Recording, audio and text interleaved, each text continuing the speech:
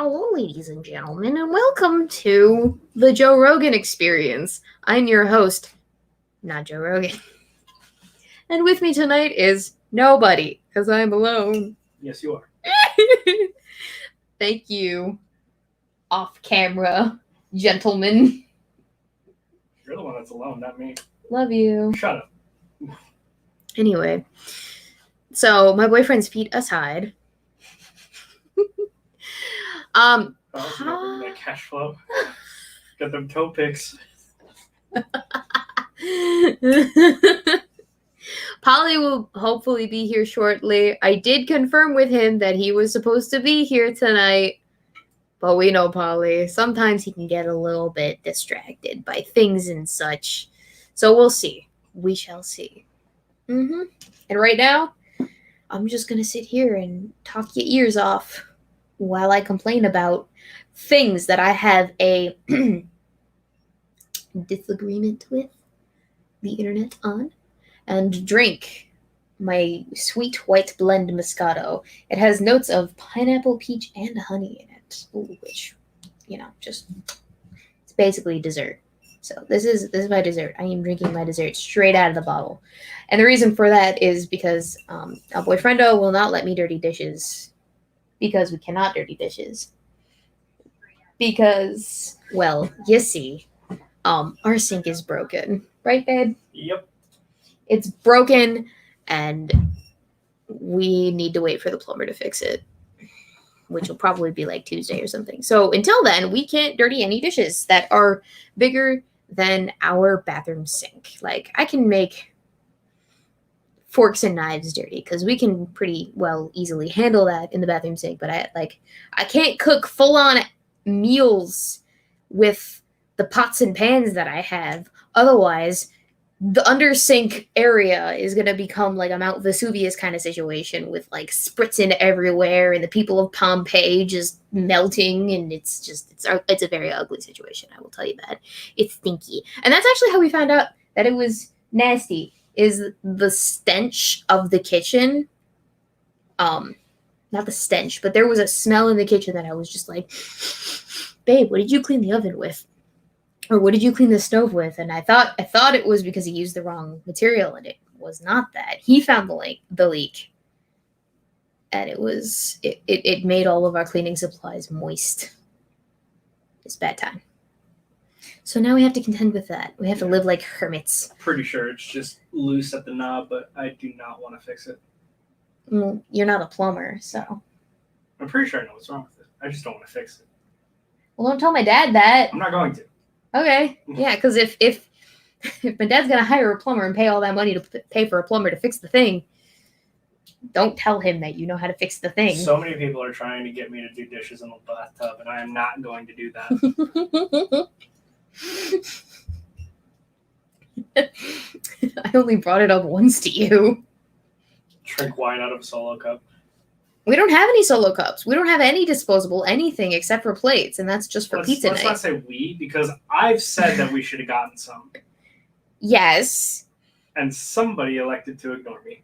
I didn't elect to ignore you. You could have put it on the shopping list at any point in time, and I would have gotten them because they were on the shopping list, and that's how I operate. Right. But does Pikachu put it on the shopping list? No, Pikachu doesn't. Because you told me no. Why would I put it on the shopping list if you told me no? This is not a dictatorship. It is a... Yes, it is. Except remove the tater, and that's what you are.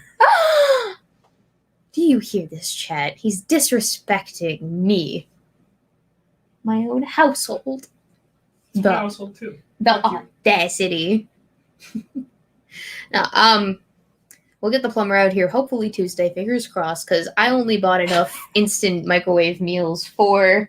What? I'm ready, chat. Oh, I only bought enough microwave meals for 2 days because that's how much I budgeted for in terms of food prep. But that gives me some free time. Like tomorrow, it's helpful to me because I have a side quest episode that I'm doing. Because Spooky is busy tomorrow, so we switched places this week. So instead of me going on Friday, she's going on Friday, and I'll be on Monday. And then Tuesday, well, that's the day that we would have gotten the thing fixed, hopefully. So we should be good by then. But yeah, that gives me some free time tomorrow, which is a good time. That could be a new Patreon tier. You can come fix my sink for $200 a month. Oh yeah, let me just invite strangers into my household to fix my sink and have them pay me $200 because that's what I want. People knowing where I live. No. I know where you live. Oh, you know where I live? Yeah. No. Dumbass. You know me all too well.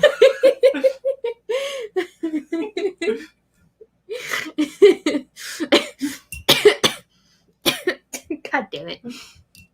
Oh, so since Polly's not here, babe, this is a conversation that you and I should have. Okay. So there's been some discord on the internet, surrounding. Are you familiar with Keemstar? Who? Okay, so no, a boyfriend who is not familiar with Keemstar. He is the host of Drama Alert. Okay. Which is exactly what it sounds like, a drama reporting TV or YouTube channel. Okay. And he's gotten into some hot water recently because he, I think 39-year-old male, is dating a 20-year-old female. And that's a problem, you Wait, see. what is he doing? He's dating a 20-year-old. And he's 34. 39. 39. Mhm. Yes. So the argument being made by certain people on the internet is that because of the age gap, he is a predator. Well, she's 21? She's 20. 20. Mm-hmm. I'd say yeah. He's a predator? I'd say yeah. Why? She's not an adult yet. She's not, but she is an adult. Not really. You're not really an adult until you're 21. Really? After that, you're just a child with a drinking permit. Okay, but that never stopped you from drinking.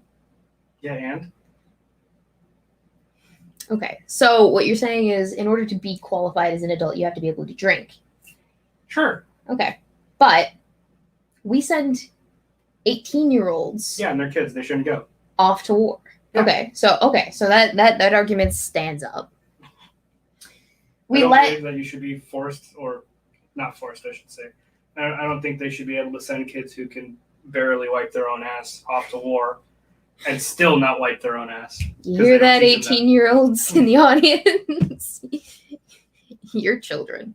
Which, okay, so I will agree that yes, you shouldn't send 18-year-olds off to war. I think that really, ideally, you shouldn't send anyone off to war. War is the absolute last step in a process that has failed miserably. First, depending on which president you're talking to. Ha ha.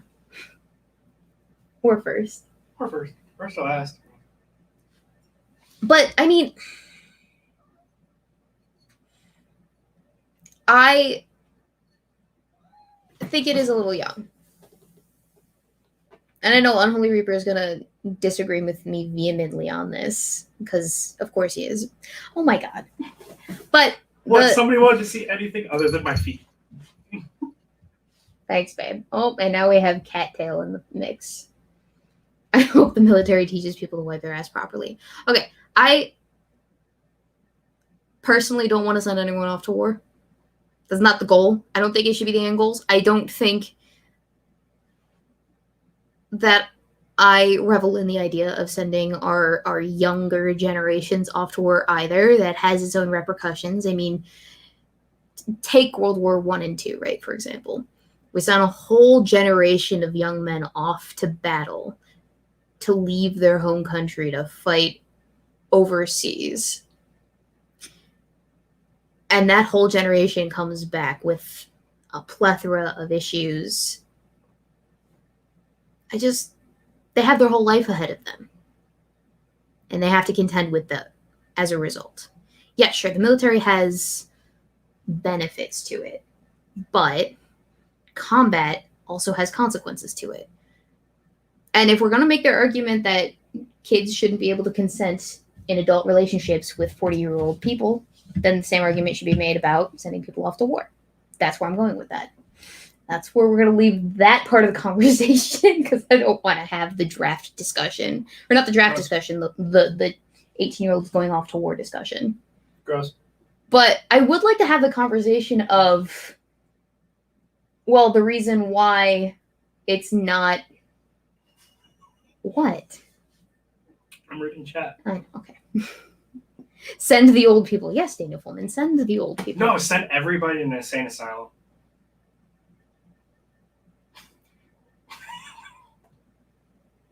That sounds like a disaster. Yeah, for them. That sounds like such a bad idea. Yeah.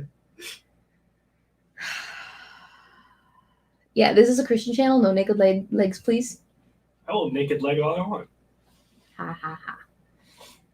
No, but I think there's an interesting section of this conversation that people are presenting to the audience, and that is, oh, well, she is 20 years old. You're not fully neurologically developed until you're 25. Therefore, she doesn't know what she's doing in her adult relationship with Keemstar, who is a 39-year-old man.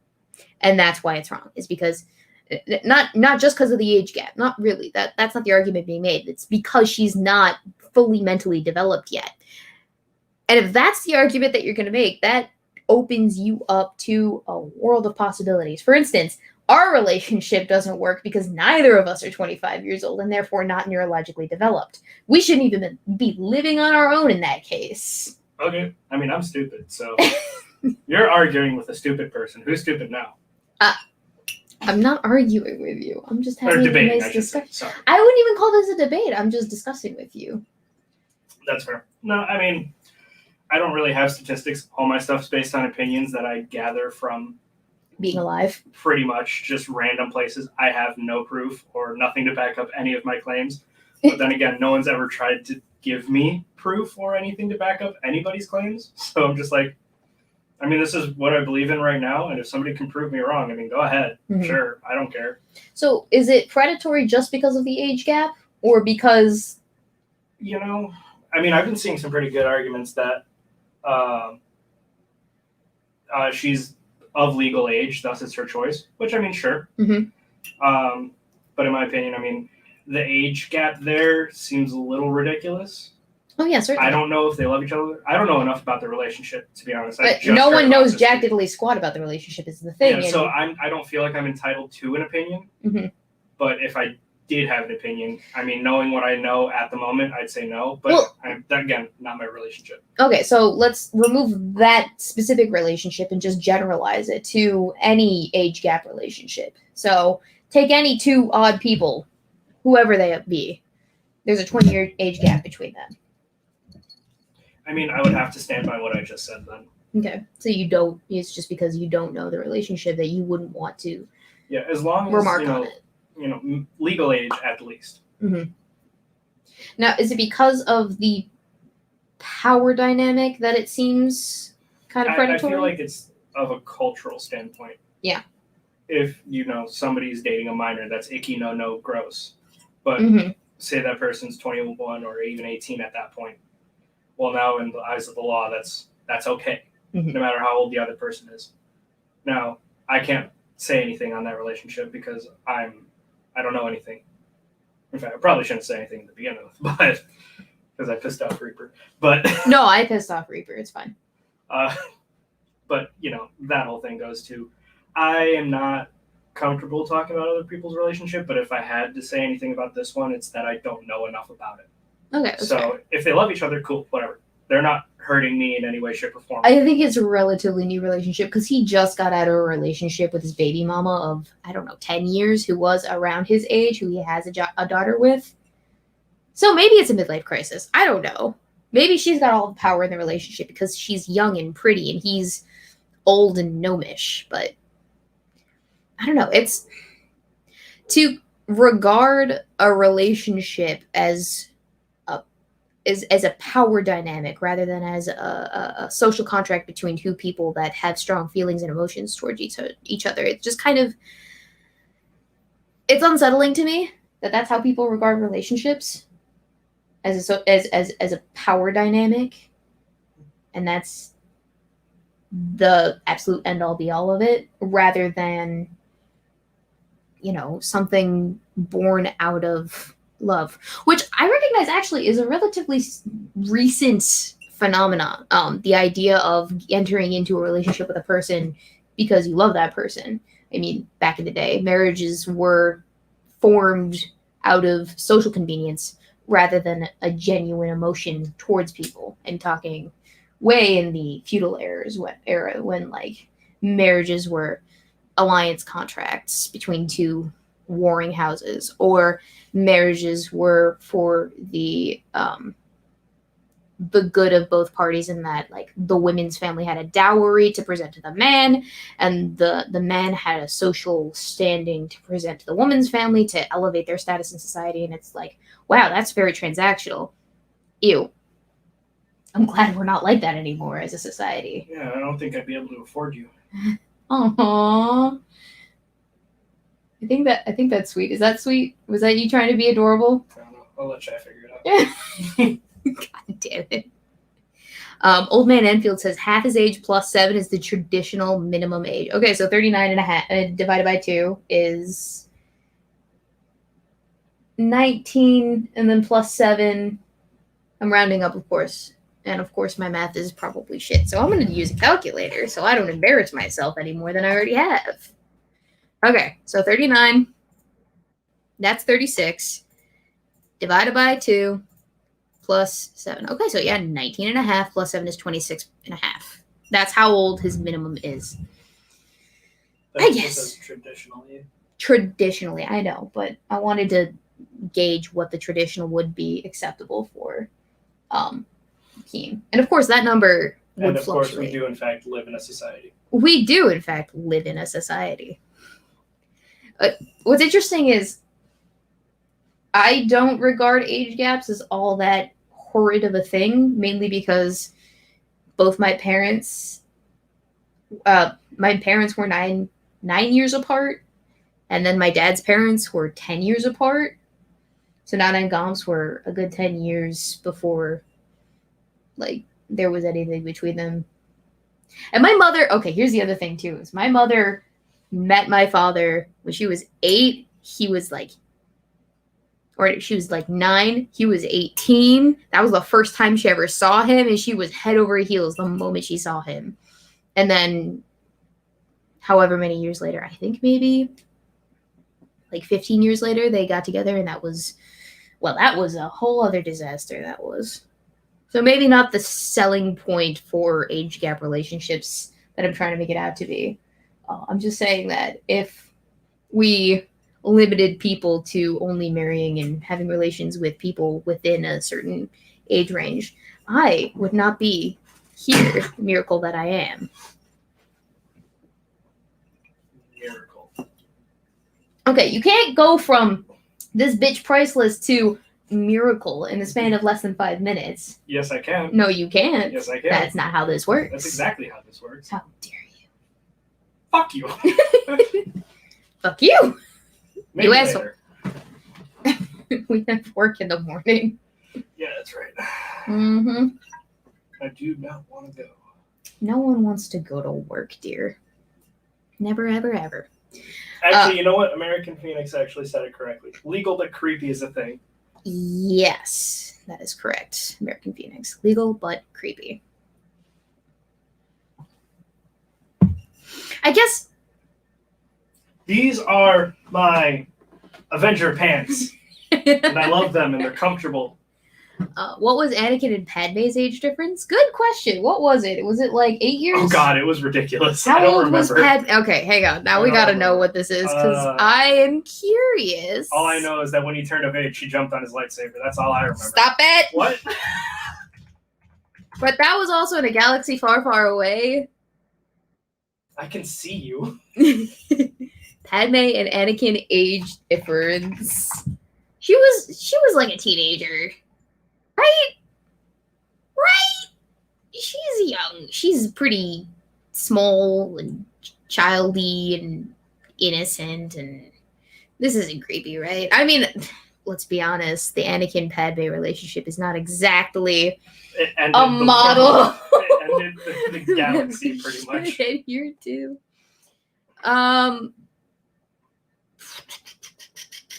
Okay, so Padme is 14 years old during the events of the movie, while Anakin is just 9. That's not horrible. Right? That's not bad. That's not egregious. I don't know. Would you want a 14-year-old dating a 9-year-old? No. But they don't start dating formally until much, much later. But that's within the... There's no argument you can make that doesn't seem creepy. Oh my god, I know. But they're adults when they start courting each other, so it's not as bad. Does the Empire have age of consent laws? I like that. Okay, so... Maybe in a galaxy far, far away. I mean, you can have a childhood crush, and she didn't reciprocate it exactly. She's like, oh, you're so cute, Anakin, but, no. She called him Annie. Sorry. You're so cute, Annie, but that's... You've been little brother zoned. That's probably also not selling the relationship either, is the you've been little brother zoned. Yeah, you know what's not selling the relationship? That he killed her. Yeah, that does kind of put a damper on things, the fact that he killed her. Wait, no, I thought that she died of a broken heart. I don't... Okay, now I can't remember. I don't think that's... I'm pretty sure he killed her. What killed Padme? Alright, now deep lore time. We're gonna dive deeply. I could be wrong. I don't know. I haven't seen the series in a long time. We should do that. We should have... I've just been reading a lot of the Knights of the Old Republic stuff. She died from a broken heart. That's some pussy shit right there.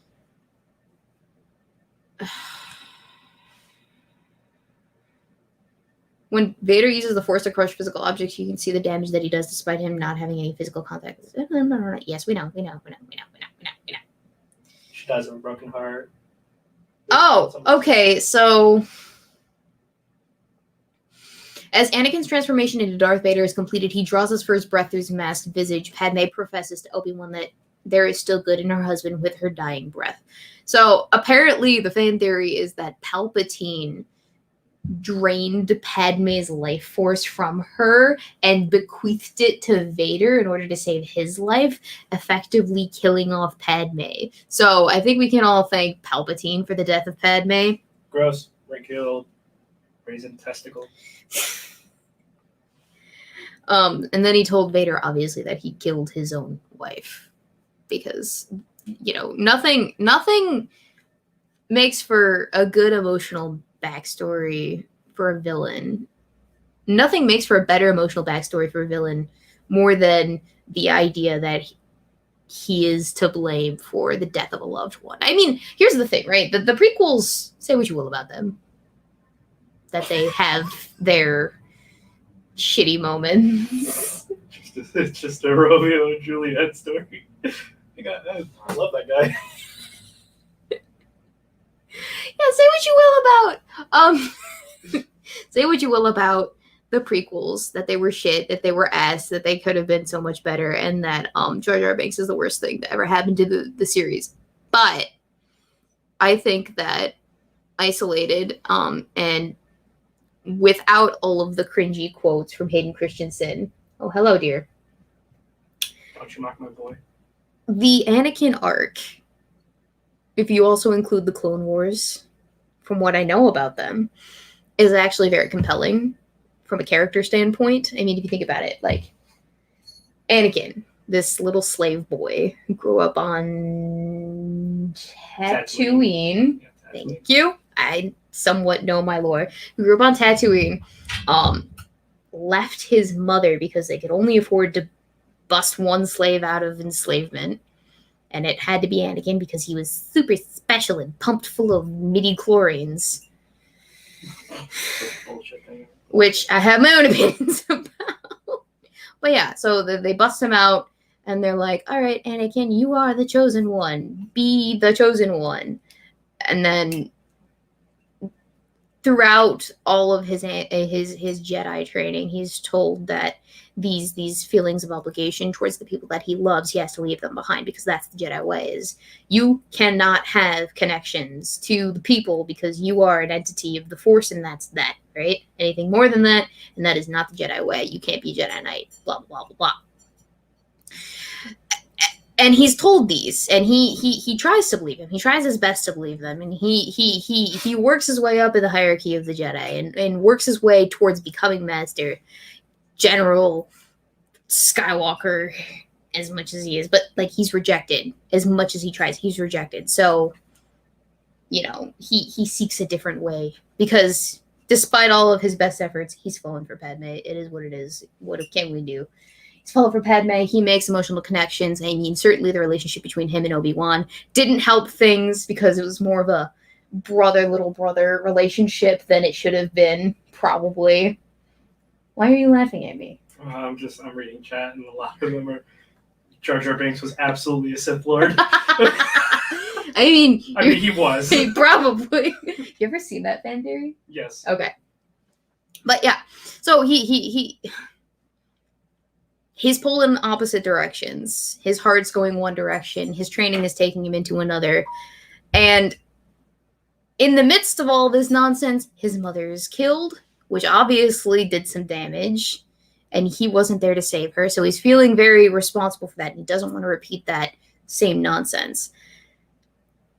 And he's manipulated by the Emperor, too. That's another thing that a lot of people just kind of disregard is that, well, not disregard, but they don't give it as much credence as they need to, because I don't think the prequels really did as much as they could have to emphasize on that fact. I think maybe the Clone Wars probably gave it a little bit more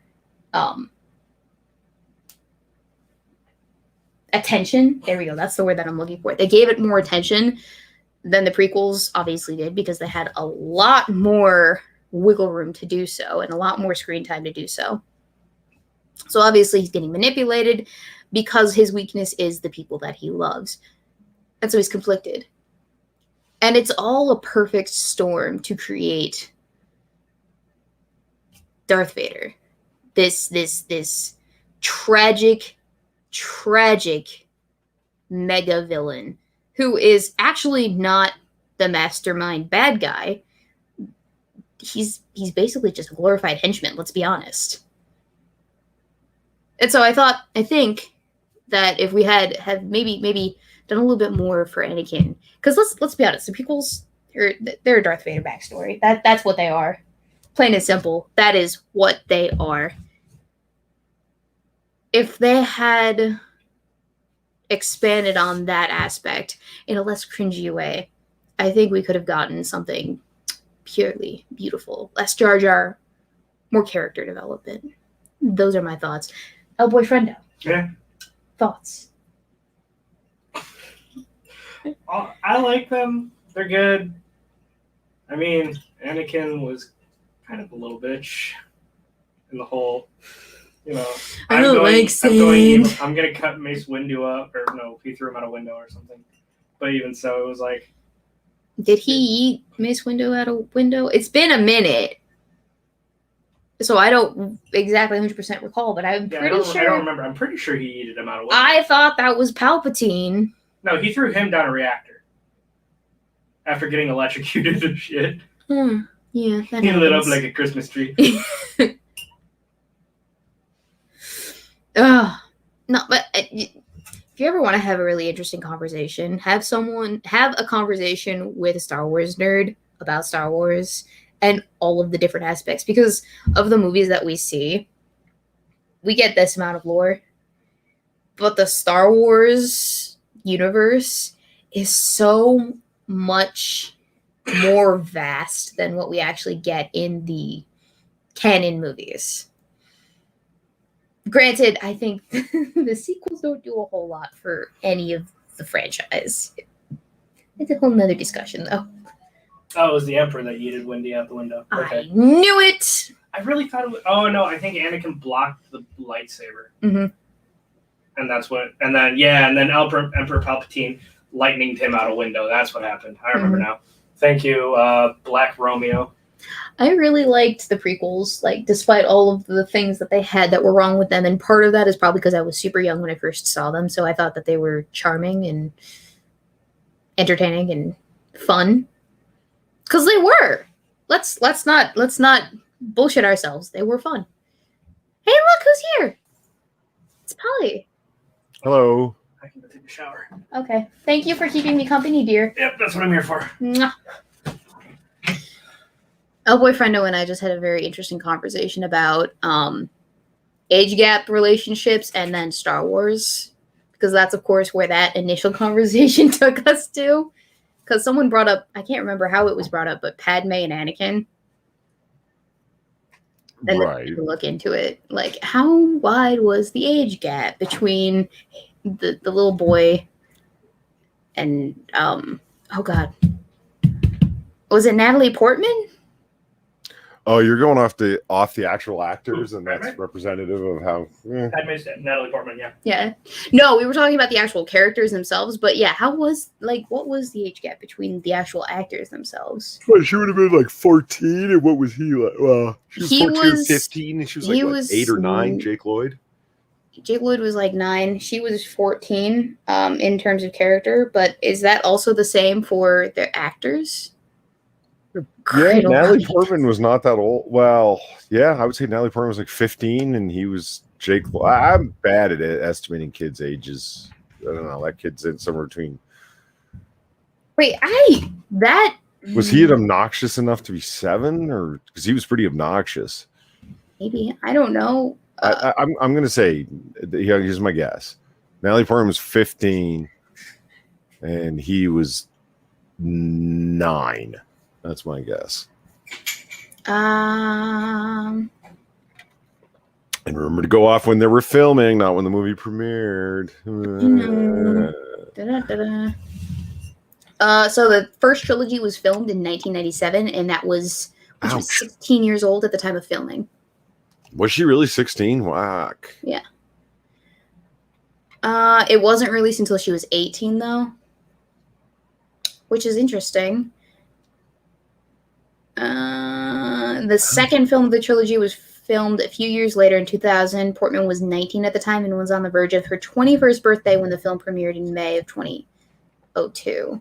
And then the last film began filming in 2003 when she was 22 years old. So she was a relatively young actress during the whole franchise. And like, hot damn, imagine that being your first like big thing that young. That sets the tone for your entire career going forward. All right.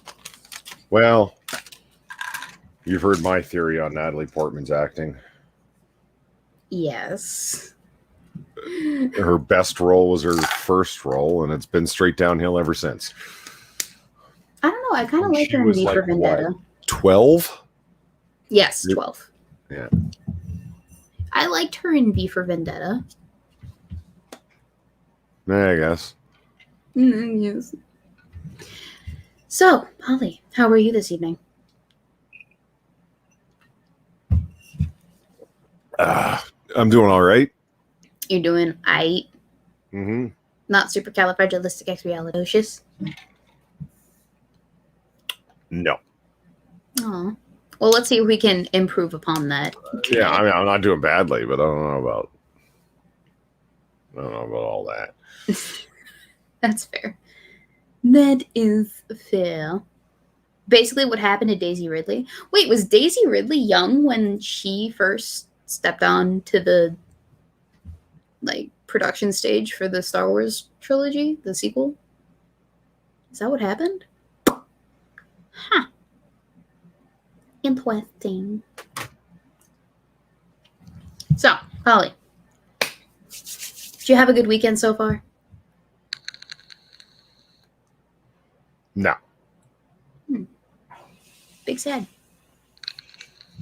Not eventful, or just it was bleh.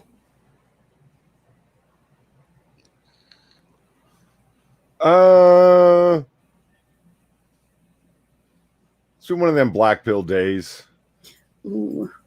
Anything in particular that black pilled you? Afghanistan? Okay, well, yeah, that'll do it, I guess. That'll definitely put a damper in anyone's weekend if they pay too much attention to it, which is kind of hard not to because it's or any at all over the internet, or any at all. Yeah, it's all over the internet. I don't know about it being all over the news. The best reporting on it's coming from Fox and Sky News Australia. Yeah, well done, American news entertainment industry. I mean, you can certainly find it being talked about on ABC News and CNN and the sort, but they're like, no one had any idea that the blazing speed that the austere soldiers would have moved forward. Yeah, right, sure. They've even got a name for their cute little country. I mean, holy shit. They plan to announce it from the presidential palace. Well, shit happens. Shit happens. It really does. Shit hits the fan, and you just kind of gotta, like, because what are you gonna do?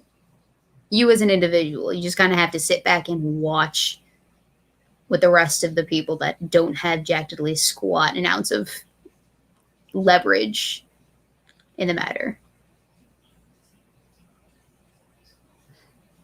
And it has its,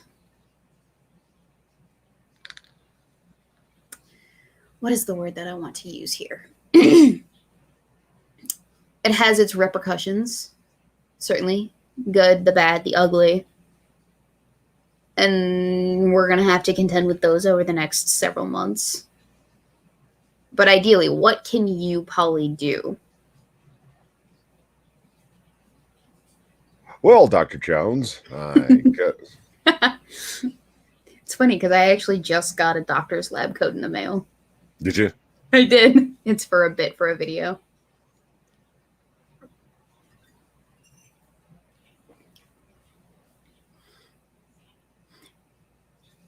Seriously, what can you do? Well, fuck, the answer is obviously nothing. Mm-hmm. Well, and that is the no. The answer may well be nothing. What I refuse to do is go on Twitter and rant about it.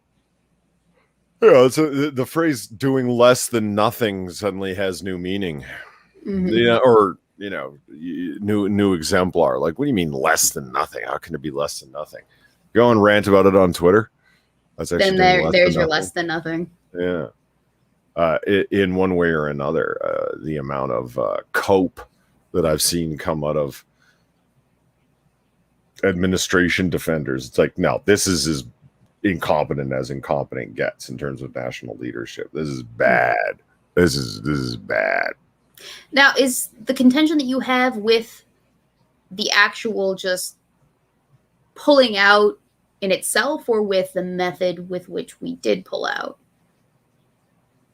Oh, I hate to be that guy that goes into, well, both, but pulling out probably to begin with. Mm-hmm. The notion that it was perpetual war is, well, I don't want to get into a big long thing about it. I mean, it's like, when was the last combat casualty, and you call that perpetual war? And it's like, I'm not saying there weren't. Just combat casualties are like in the past 18 months, it was like, what, 1 or 2? Mm-hmm. It's like, oh, well, if you were the family member of one of those 1 or 2, it's like, yeah, those are flippant, naive arguments. It's Afghanistan's a fucking third world shithole occupied by a bunch of fucking hell-bent jihadis. And this is a blunt way of putting it. To give you an example, and how it went down was your second question. It's like that the pullout happened at all, and then the should it have happened at all? No, I don't think it should have happened at all. And even if it was going to happen, the speed that it happened with and the justification for it happening are both fucked. The entire timetable was set around the 20th anniversary of September 11th. Wait, what? Well, hold on. Why? For the claim, for the banner headline claim. Like, it's actually that bad. That sounds like such a shitty internet hot take, but it's not. That's actually what the fucking timetable was planned around. Why? For the bumper sticker idea of being able to say on the 20th anniversary of September 11th that and today officially mission accomplished. We have nobody left in Afghanistan. Mission accomplished. Yay! It was like, wow. Like, goody for you, pats on the backs all around. Yeah. Do you think that part of the driving force behind the pullout was to be able to pull this kind of a media good boy brownie point for the current administration. Yes. All the way, absolutely, yes. Mm-hmm. So you have Barack Obama running during his campaign for president in 2008, and one of the planks in his platform was withdrawing from Iraq, Afghanistan, and closing Guantanamo Bay. And then Junior Senator Barack Obama gets into office, takes a look at the intelligence, talks to fucking his military and intelligence advisors that he has now as president, and is like, okay, no, wait, no. We're staying in Afghanistan.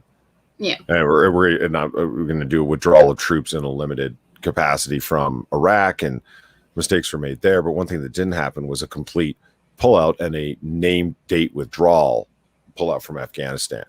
8 years of that. Donald Trump, same thing during his campaign for president, pull out of Afghanistan, foreign wars, endless foreign wars. Donald Trump never shut up about it when he was just like a civilian, was just being critical of Barack Obama. And then he starts a presidential campaign that says the same thing.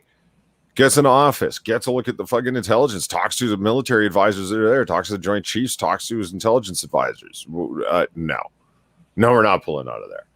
Joe Biden gets in there. Oh, no, we're pulling out of there. And he says the same thing, right? But he actually does it. It's like, okay, either you're getting spectacularly bad advice from not from intelligence advisors, from your national security advisors, from people from your own administration, your nominees to those positions, your administration, people that you put around you told you that shit, or you ignored what they told you and went ahead anyway. Because someone else was telling him, hey, this is a good way to remodel your image with the American people. This will score you easy brownie points. Because maybe. Right now the people think that you're an incompetent, dementia-riddled nothing head. Well, maybe as a feather in the cap of his administration, who the fuck knows what the justification was, right? Yeah. But it definitely was the whole reason for the May 1st treaty deadline withdrawal in first stage and then next stage, and then to be able to say it was entirely based around the September 11th 20th anniversary date. That's, and talk about spectacularly bad strategic thinking. I mean, you don't need a master's degree in fucking national security to be able to understand, to not announce your withdrawal date, to not announce when you're going to cease military operations. That does seem like you are premature in your thinking there. Not even premature, but just like you are showing your hand as a poker player. A little bit. I mean, I've kind of drained myself of all the fucking anger on this. I was ranting about it on Discord, as you know, with some of the people that were in there, and it's and then talking to some of the people that I know from campus and stuff, and other campuses that are, you know, we all do national security and stuff, and it's like, yeah, you damn well knew this. But the thing that you, meaning like Biden administration, and the thing that keeps coming to mind for me is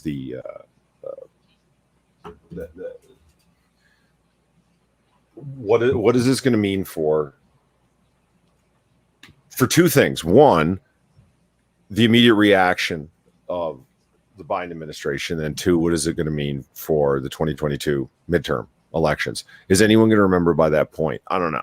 The news media is spectacularly good at taking advantage of the spectacularly short political memories of the majority of people. Mm-hmm. That's not to insult them. It's just like, as we do as a people. As a group, the American polity has a very short political memory, and it is egged on by a media that will, like, you know, at least it's not the Orange Man, am I right?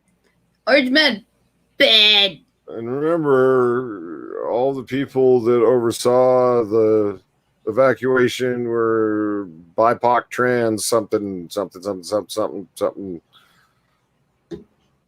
BLM, am I right? Yeah. So that's not good. No. The second thing is what is it going to mean for the immediate military policy? Well, considering that the rumor that's already moving around is regards to air protection, because holy shit, the U.S. American Embassy is operating out of the Kabul airport. The embassy is operating out of the airport. This is the comparisons that were being made to the American withdrawal and from South Vietnam from Saigon. It's like, is this going to be another Saigon all over again? That iconically bad footage of the rooftop helicopter evacs. It's like, no, this is far worse. This is far, far worse. This is much more nationally embarrassing. And how the fuck is any American ally supposed to take an American promise seriously after that? Would you? So the rumor that's floating around now, seeming to be floated out there, is in terms of the Air Force. And, you need to make some airstrikes. Oh, now you want to do some airstrikes. Oh, that's great. After you pulled everybody out. Well, at least we still got control of that one airfield. Just the one. Yeah. Before I continue on, I just want to acknowledge the fact that I absolutely, like a big bitch that I am, Mm-hmm. totally forgot to read Lanny Stanfield's donation from earlier, which now I can't read the entire thing of, but from what I can read, he said, "Been watching your streams offline. May this one be as streamy." I don't get why it won't let me see all in terms of super chats, but hopefully that was all of the super chat that you wrote me. If not, I deeply apologize for just completely spacing on reading that earlier in the evening. You are also, very streamy, Weebo. Thank you. I am very streamy. Yeah. Thank you also to the Next 6 Minutes, who donated earlier this evening to say, "I once gave a piece of advice to a high school student that wanted to learn how to make ceramics. I told her not to be so concerned about one piece that was giving her trouble. Of the hundreds of pieces, this was just one. Your script? Film it. You got this."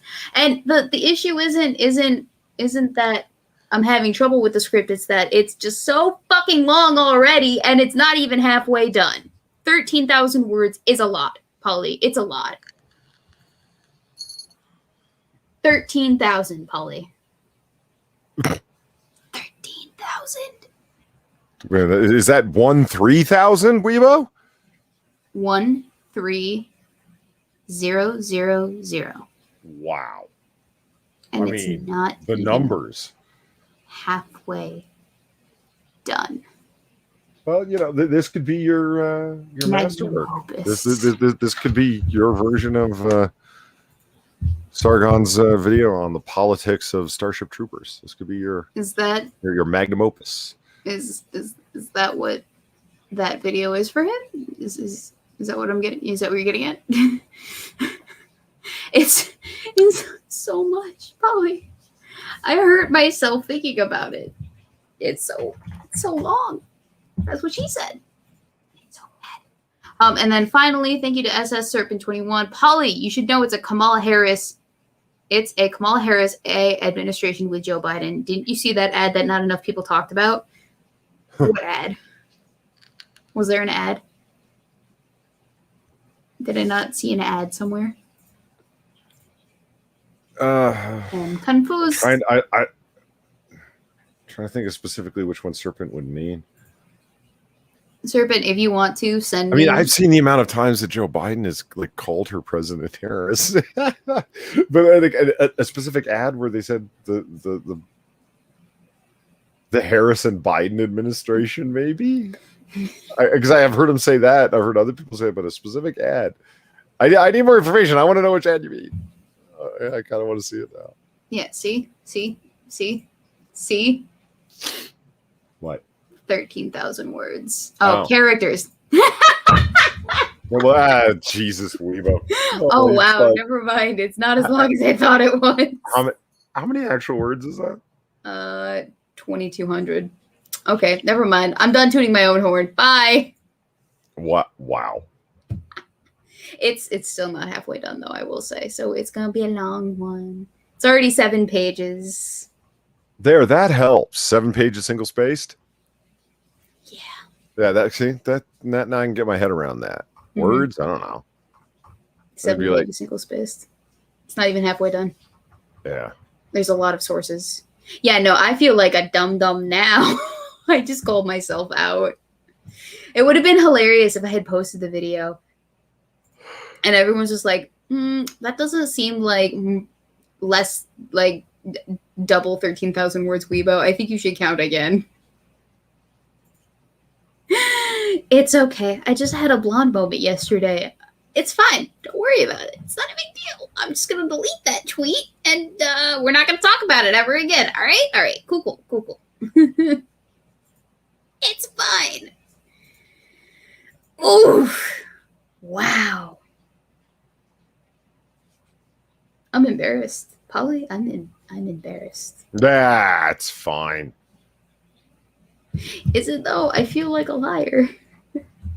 Because I'm certainly not a why? truther. Did you say that a 300,000 person well-equipped army could totally withstand the Taliban and then get embarrassed when they took over the country that you just abandoned after 20 years of promises and et cetera, to a bunch of guys who had been living in caves? Are you that embarrassed? No. Like, oopsies, I really thought that this would work. My bad. Fuck your human rights. Am I right? My Chad move turned into a not so rad move. Rough. But there we are. Nothing to be done. Exactly, right? Nothing to be done. What the hell's going on here? I don't know. What's going on? Oh, nothing. It just looked weird from a distance. If I'm not mistaken, though, right? Yes. And our former president, prior to this current one, very prepared sometime last year, I can't remember exactly when, to also pull out of the Middle East completely. What did you just say? Was not our previous president also prepared to pull out of the Middle East, and then he was absolutely cock-blocked by the Senate? Am I misremembering how things went down? Was that last year, or was that earlier on in his administration? Because I thought... Well, there was the Syria snafu. Well, several of them. Then there was the big one. I will pull out if, and then no, and then, yeah. And then there was, lest we forget, Iran. That was the Iran nuclear deal. That was pretty bad. Okay. And when I say pretty bad, I mean like fucking awful beyond belief. 45th. Thank you, Leo Prime. Yes, I should call him by numbers. I actually... What previous president are you talking about? The most previous. The most previous? The most recent previous president. To be fair, it's going to sound really bad that I'm admitting this, but I don't actually know what number president we're on. Is it 46? Okay, it is 46. I don't track that. It's kind of like... It's kind of like, I don't know what to compare it to. My senators, my state senators, I know we have them. I just don't know who they are. And that's because I forgot. Not Who because... wants to look at mugshots from 1920s Australia? I'm game. Cool. You're gonna share with me? Yeah, I have content. You have content? Oh boy! So I know. did I, but I used know. all that up in the first half an hour. So I didn't. Yeah, that wasn't ad hoc conversation. That was content. It was deliberate. woo! Okay, hold on. Share. There we go. Just big the screen here a little bit. That's a mugshot? That's not a mugshot. It is a mugshot. Where's the little sign thingy that people? That's a Newsom invention. Seems like it would make sense. Holy tabs, Polly. What? Polly. What? How many tabs do you have open right now? A whole other set of tabs open.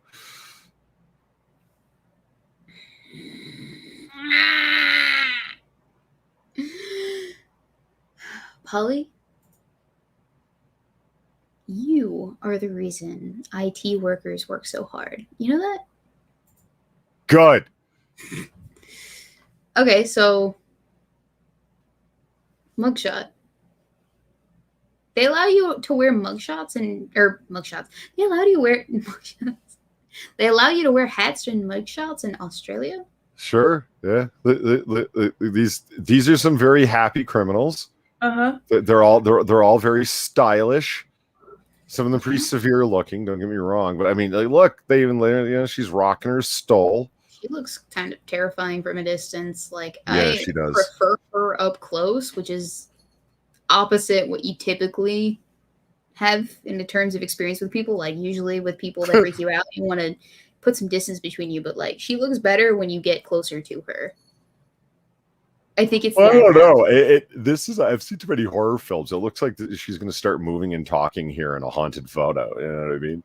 Yeah, but also the one at a distance looks freakier because her very well-defined assets look ghostly from a distance. What well-defined? The eyebrows, obviously. Oh, I thought usually well-defined assets means tits, but no, you can't see her tits. Well, that's what I'm saying. I was like, what the fuck are you talking about? There are other things that can be considered assets that aren't boobs, Polly. Really? I didn't know that I had to explain that to you, and it's kind of sad that I did, but yes, there are other things that make up a woman aside from her boobies. I've heard this. Huh. Well, now you're hearing it again. Okay, so here's another one. You blinked, and you blinked again. For fuck's sake, woman. Maybe she just doesn't have eyes. All right? Did you ever think of that? No, actually, I did. Maybe she got no eyes. She looks like she's got a baby in her belly. No, I think it's very frumpy. She's frumpy? Is that what this is? Yeah. There's another frumpster. Jesus, you look like she looks like 60, 70 hair, and she looks like 30, 40 hair. Like, look at that. She could be pretty. She could definitely be pretty. Not here, she could. She's got a bucket. She's got an 80-year-old bucket head lady thing working in the. She could be pretty if maybe she like straightened her hair out in the front a little bit and it didn't look so miserable. Jeez. What did you people do? Don't they say beneath? Oh yeah, Natalie Cameron, criminal record, state reformatory, Sydney's best known, most well-defined, most desired prostitute. She was a prostitute. Oh, so she not just a prostitute, but she was a most desired prostitute in Sydney. Polly, we might have found the one for you. She's like a corpse. She's dead. So then she won't complain. Yeah. What would this one do? Matilda Tilly Devine used a razor to slash a man's face in a barber shop and was sentenced to 2 years. Oh, she was a brothel madam.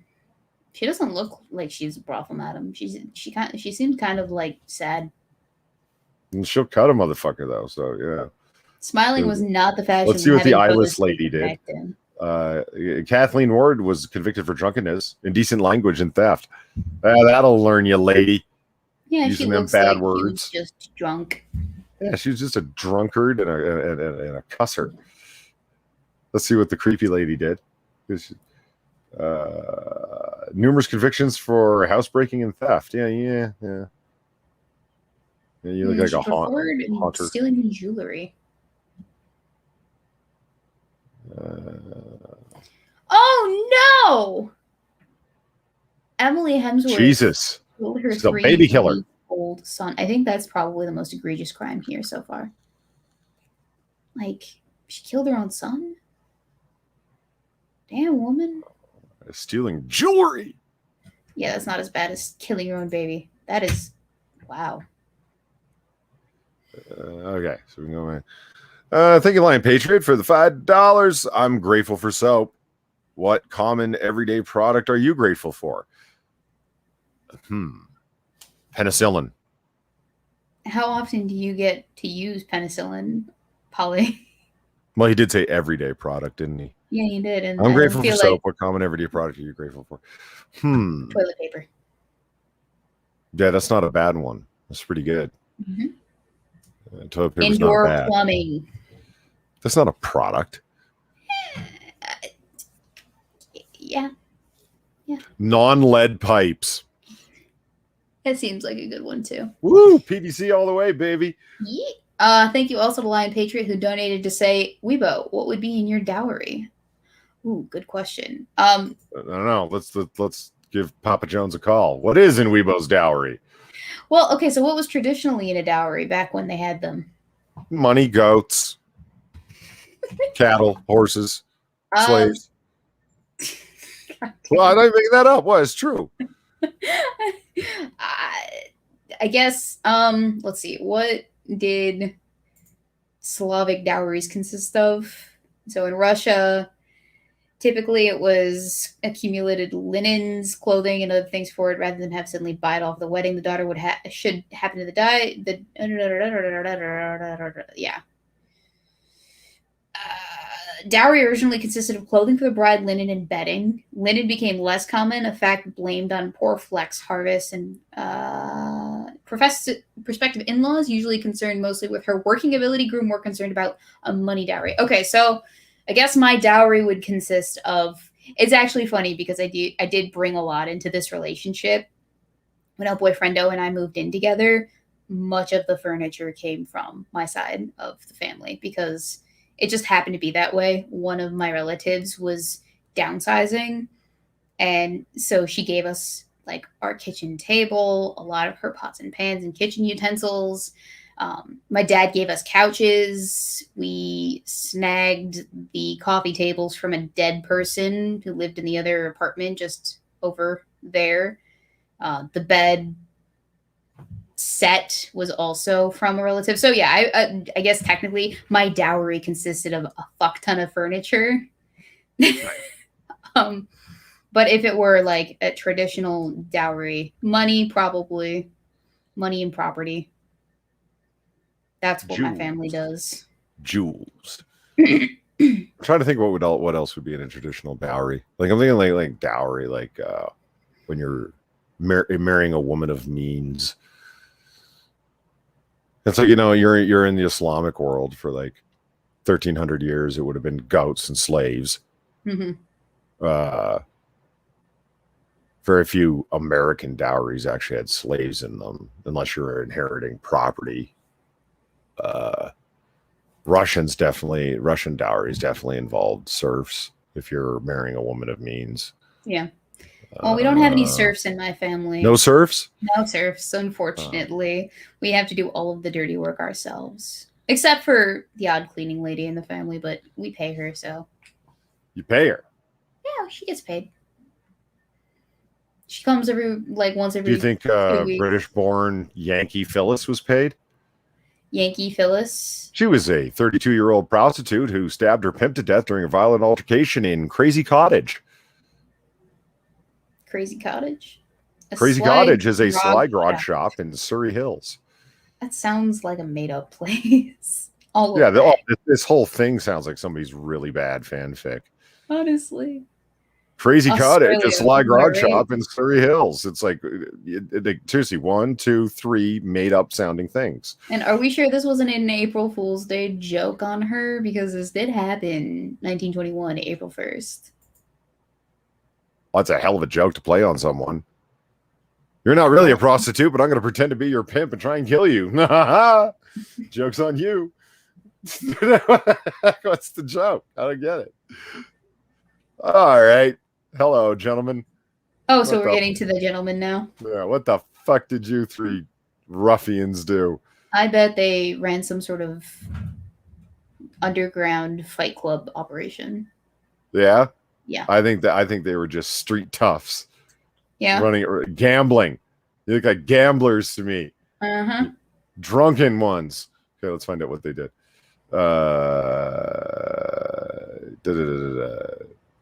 Justice and Police Museum.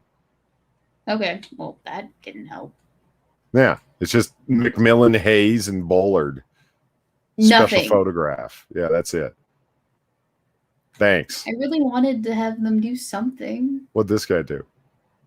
I think besides be very photogenic, what did he do? Okay. I think that he cooked the books. He looks like an intelligent man. he looks like he knows a thing or two about numbers, and so I think that he was arrested because he was the one who was cooking the books for some gangsta boy.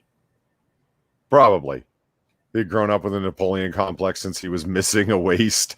And hey, I don't want to hear it. My grandfather used to wear his pants just about that level. All right. It's a classic tradition in the Jones household to wear your pants above belly buttons. We're all 5'2" Oompa Loompas. It's fine. I'll have you know, the shortest person in my family, which is not a selling point for me, but it's a selling point for my family. I am an anomaly. Fuck you. I was talking to Far last night, and I'm an anomaly. I was talking to Far last night in Discord.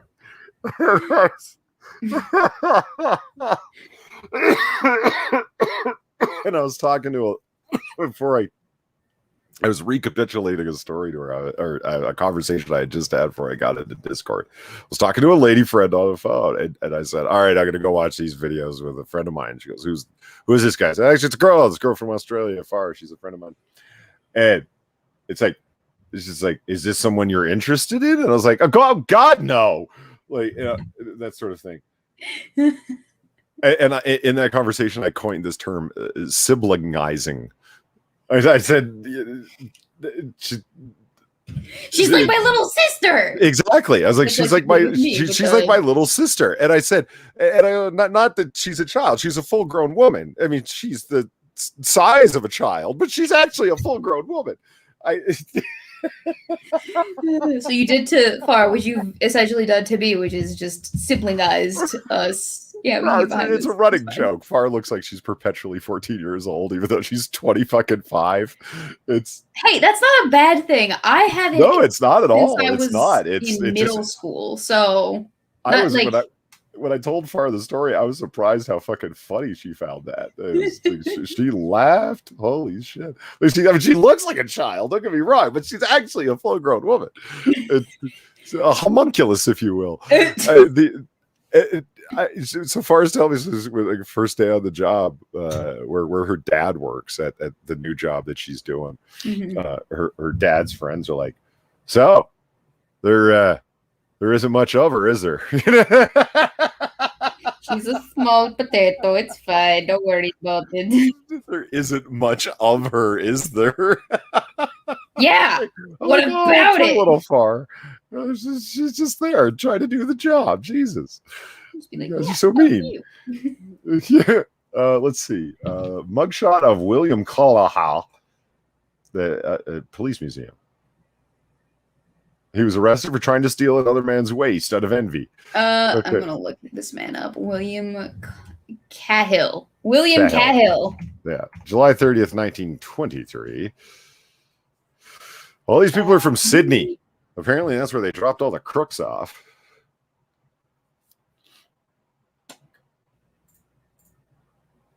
We're looking it up. Man, the man even has a tie pin. I like how his tie's turned the other way and stuffed into his waistcoat. He's not even wearing a vest. It's a proper 1920s waistcoat. And look at his bizarrely sized hands. They're too big for your little body, man. Look at them. You're right. Seriously, look at his right hand. Like our left, his right. He's making a fist over here trying to seem tough. Like he just bonked this guy on top of the head. This guy looks like he's like, 4'9". Oh, look, I'll wear extra long shoes. People will think that I'm like, full grown. So I'm looking this up, and similar to what Jen in the chat says, he kind of gives off Anthony Hopkins vibes. Yes, actually, I would buy that. Like, he looks like a not bald version of Hannibal Lecter. So you think he was eating people in Sydney? Is that what you're saying? I didn't say that. Wait, is he dead? Yeah, okay, I'll say that. Let's say that he was eating people in Sydney. I mean, it's a possibility he's not dead, but he's dead. No, he's dead. He would have to be like 120. Look at this bunch. And what's he gonna do now at that age? You fuckers have been you guys have been arrested. The fuck you smiling about?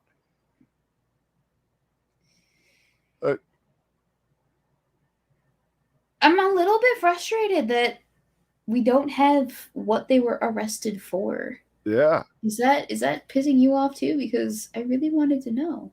And look at this guy. He's extra proud, huh? Oh, look at all the laces, and look at my hat. I've got a hat and I've got laces and socks and properly cuffed pants. Look at him. He knows. And this guy's like, yeah, fuck, I'll be out by lunch. This isn't the first time I've been arrested. And this guy's like, I don't even know these guys. I was just trying to be cool. Just be like, I'm just along for the ride. Okay, can someone call my mom? Yeah. Scared. I don't want to drop the soap. And they just let people take mugshots together as a group. Like, oh, here's a wonderful opportunity. You know what it probably was? Because it was the 1920s, right? So film and developing a film was not cheap.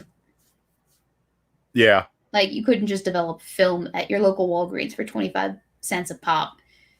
You had to, like, go through a whole process. That's probably why they took them all together. Bet. What do you think this guy did? I think he was caught looking in on young women's windows while they were doing he was a peeping Tom. He was a peeping Tom. You motherfucker. He was charged of committing robbery under arms at a house in Randwick, Sydney. I'm sure that's what he wanted everyone to think, because peeping Toms are gross compared to, like, robbers.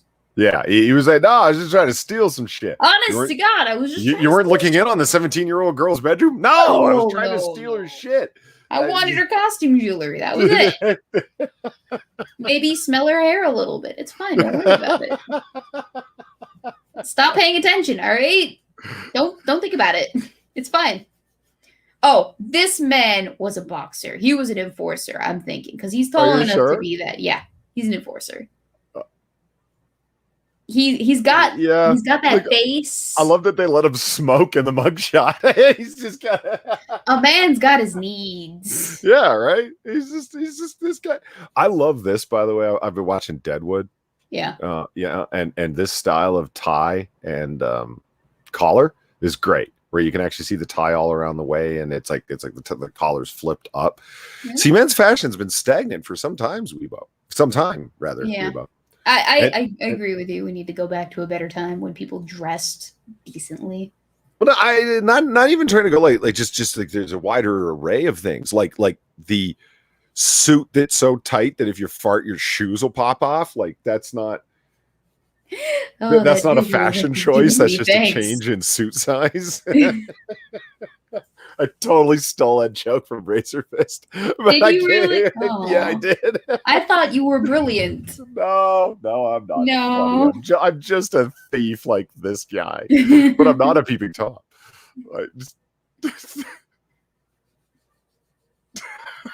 Okay, what do you do? Receiving stolen goods, the value of charged with receiving stolen goods at the value of 536 pounds. 4 shillings and 1 pen. 1 penny. Mm-hmm. So, dude, let's do some mathematication. Okay. All right. Go ahead and do it there, Weebo. I've got pictures up. No, wait, go back. 500 and how many? Just 536 pounds. We don't need the shillings and pennies. But at an inflation rate from what was 1923? 1924. 1924. Right. You want me to put it into USD first? No. No, you don't want me to transfer to US dollars? But yeah, eventually. But you want to like go from pounds to dollars, not. Okay.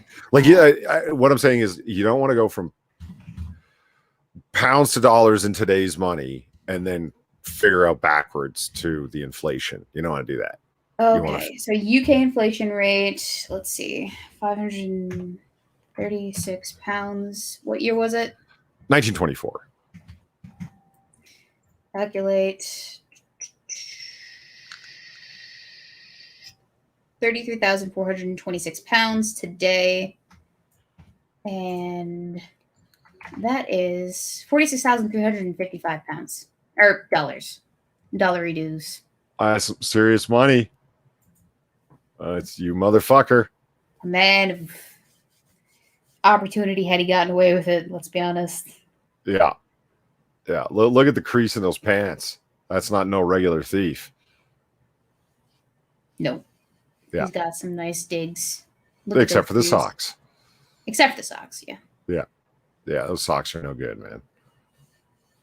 That reminds me Seriously, he's posing. Look at his hand in the pocket. The jacket. He's like, this is my only photo up for a bit. Gotta make it count. Right? Oh, these guys were a con man crew, obviously. Okay, those are some high pants. Uh-huh. Weebo, can you see both their dicks? Yes. You can, right? It's not just me, right? I can see both of their penises in the outline of... One's like swinging very Why is he standing like dramatically. this? Like, what is this? Why is he making that face? You can see my dick. That's this guy's like, oh god, they can see my dick.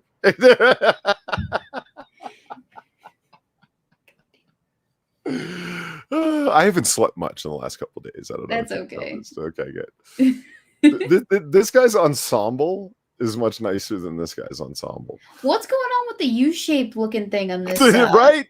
It's like if you pulled his coat back, he's just wearing overalls. Overall. You know? Yeah. All right. What'd you do, fuckers do? Ticket after the pair, both age 16, appeared in North Sydney on break, enter, and steal charges for which they were put on bonds to be of good behavior for 12 months. Oh. 16 years old. You two ragamuffins. I don't believe it. They're tiny boys. They're youngins, and I don't believe it. This guy I could believe was 16. I think this guy was well into his 20s. It's the suit that does it. No, I have the opposite opinion. I think the younger guy was older, I think that the left guy was younger than the right guy. At least that's what it looks like to me. Ford was older than Nash. You know what the giveaway is that I think is that their hats don't fit their heads. Like they really do. Like you need hats that don't make you look like tiny little people. Just imagine wearing a suit and tie or bow tie around on the average day. Holly, would you do that if you had like a suit for every day? A bow tie? No, but a tie. Sure. Sure. Yeah, Daniel Pullman, good point. When and why did men stop wearing hats? Actually, El Boyfriendo still wears a hat. Beginning to wear fedoras and tipping them and the whole milady thing. That's why we have TJ Kirk to thank. Yeah, exactly. That whole bunch. You fucking weirdos. I will say this, El Boyfriendo does wear a hat, but it's a baseball cap, and he wears it every single fucking day. What's his team? No, it's not a team. It's a Harry Potter baseball cap. Oh, God. And he's been wearing it for the last like 3 years. See, he'll get a hat, and I don't think it matters what hat he wears, but he gets a hat, and then he wears the fuck out of it until it like disintegrates on his head. I've washed it once in the 12 months, or not the 12 months, but since he moved in here. Did you just throw it in the washing machine? Yeah. Okay. Yeah. Okay. Oh. This man was a rapist. He just went right to the rapist, huh? Okay, it's the hair, it's the suit. He was arrested many times. It was much written about in the newspapers. He was charged with numerous offenses, including shooting, assault, and in the 1940s was a pioneer in the illegal baccarat gaming in Sydney. Baccarat. Oh, so he was like a multifaceted, no good person. Yeah, man, this guy was a crook for fucking years and years. But don't you malign him as a rapist? He's an illegal floating baccarat dealer. Hey, they don't specify what kind of assault. Well, it could have been sexual in nature. Well, I guess that's true. Did they make a distinction back then? I don't know. haven't. I would looked at think criminal so. codes for them. I would think so. Yeah. You would think so, but then you're surprised because the definition for sexual assault to this day does not include made to penetrate. Just remember that. He's also smoking. It was a thing back then. It was Yeah. the thing to do. You just walked around with a cigarette in your hands 24/7. Sometimes it kind wasn't of even like- lit. It's kind of like reading the Bible. It was just one of those things that you let everyone do whenever they wanted to. Did you say it's like reading the Bible? Yeah. You just kind of let people do it whenever they wanted to? Whereas today, when you need a license to read the Bible, what are you talking about? No. I meant like it's one of those things that was just culturally predominant. Like, how many times have you gone into a hotel and found a Bible in the nightstand or in the nightstand drawer? Right. All right. And what does like every single prison have in their library that every prisoner is allowed to read whenever they want? And what do we swear upon in court? Yeah. Point made. It's part Got of the 'em. Judeo-Christian tradition. I mean, got him. What do you mean? I don't understand. Got 'em. Dude, that has very little to do with you. They were allowed to read. I was questioning the way you put it, not the prevalence of the Bible in society. Yeah, the Bible's been it's literally the most published and bought book in history. Yeah, Exactly. And what's your smoking in point? the 1920s was kind of like just everywhere. Cigarettes and Bibles. Cigarettes and Bibles. That is my impression of the 1920s, Polly. And if it's incorrect, then I don't want to hear it. Cigarettes, Bibles, baccarat, and prostitutes everywhere. It's like nowadays, everyone's got a cell phone on them, and they're never found without one. Yeah, that's funny. I got a copy of the Bible on my cell phone. That's interesting. You don't have a Bible app? I remember one time, Platty, we were over at her Discord. There's like 8 people in there. And Platty just kind of says, my Bible app just got an update. And both of us broke out laughing. And the other like 6 people in chat were like, I don't get it. What's so funny? I'm like, well, I don't know. That struck me as, well, both of us is really funny. It was, what do you mean an update? What, the new revelations came in? What The Vatican has decided to release a new. If the Vatican just dropped Theologians 2. Well, yeah, Platty's no Catholic. Trust me. That's some Baptist organization or what have you of America decided that no, these books don't count anymore. Let's see next. Oh. Well, there's a fun-looking pair. Oh, they look like they're fun at parties. This guy's got a soupy sales kind of thing going. Yeah. They look like they're fun at parties. Yeah, they do look like a hired comedy troupe, don't they? Yeah, because one of them they come in and do their smaller. vaudeville thing. This guy sprays this guy with a seltzer bottle. You know, Yeah, one of them is comically smaller than the other, but the other one has ginormous fucking hands. Look at this man. Tell me this isn't a comedy act. We're not here to rape and steal your stuff. We're funny people. Yeah, and if you just so happen to lose your wallet while it is we're entertaining you, that's not our fault. It's fine. Pickpockets, the like of them, the both. Seriously, of them, this guy looks like he'd beat you to death with a tire iron. Honestly, yeah. He looks like an angry elf. You're right. What they do? And why did they have to hose the floor out before they walked in? Is my question. No, I don't know who Soupy Sales is. That's why I had to come up with my own thing. Let's see. They're listed in the New South Wales Police Gazette as charged with stealing 7 packages of twine, value 14 pounds. Jones was further charged with 30 horse rugs, value 15 pounds, and 2 bales of capote. What's a Value- capote? What the fuck is a capote? I'm looking it up. Let's find out. What's a capote? I'm looking it up. Several plants or seeds that grow long hairs. A massive tropical deciduous tree of the silk cotton family that has a trunk with short, sharp pricks, a buttress base and porous lightweight wood, and that bears large seed pods containing numerous silky fibers. Okay, so it's basically like textile-y. Yeah, so he stole twine, horse rugs, and material, fabric. I wonder what they were doing. Hang on. Making a better suit for this guy for their comedy act. Go down. We see how many packages of twine.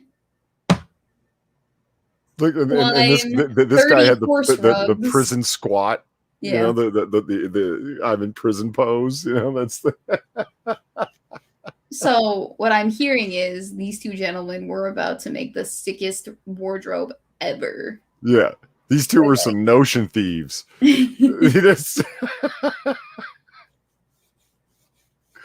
All right. Oh, fuck yeah. This guy's posing like a badass. Look at this. Look at the way he's pinching his cigarette. He's got his waist jutted out, hat pulled down. Is that Liam Neeson? It's not Liam Neeson. Liam Neeson's quite old, but he's not that old. No. And then, like, I see it kind of in the face a little bit. Is it just me, or were ears really bigger in the 20s? You're right, they were. My grandfather's ears were huge at the end of his life. Well, he was born in the 1920s, so obviously. What was in the water? I think, to be honest, it was just a matter of, like, they used to pull on their ears. I can't get over this guy's pose. It's like he's like, you know, it's like he just walked out of the Smooth Criminal video by Michael Jackson. Like he's about to start flipping a coin, standing on a street corner going, "Hey, kid." Also, he is smoking. Yeah, look at the way he's pinching the cigarette, man. This guy's got style. From like here up, he kind of reminds me of Liam Neeson. From here up. Not the face, not the mouse, or the mouth. Here up. He's kind of got an Andrew Cuomo thing working too. Just less rapey. Anyway. Well, I'm saying. All right, hold on. He's an opium dealer. Nice. That sounds about right. Operates with large quantities of faked opium and cocaine. Faked opium and cocaine. So then he's not that bad of a guy. He's a wharf laborer. Associates on the waterfront with thieves and drug traders. Ooh. Is it really a crime to sell people fake drugs, though? Yes. But why? Like, if it's illegal to sell the real thing, why is it illegal to sell a knockoff of the real thing? You mean like, I don't know. Your Honor, I was not selling the drugs that I have been charged with. You'll see from the chemist labs that these are actually... The chemist labs. It's not a toxicology report. It's the chemist labs. This is 1920s, okay? So the toxicology reports didn't exist back then. Oh, right. Right. You'll see as the apothecary indicates.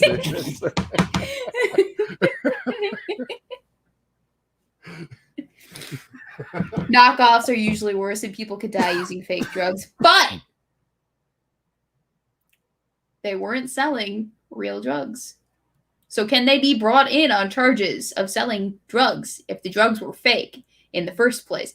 I would argue no. Your Honor, rest my case. Release my defendant. Yeah, put this man back to hanging out with the... This man is the waterfront thieves and drug traders pretending to be a wharf laborer. Your Honor, this man may not be an honest man, but at least he is not a drug dealer.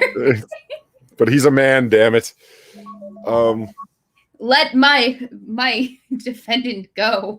I mean, and come on, look how cool he stands. This man's no Bowery tough. Yes, he is. But like, totally. If you're substituting whatever it is that makes cocaine powdery white with like baking soda, that's not going to kill anybody, right?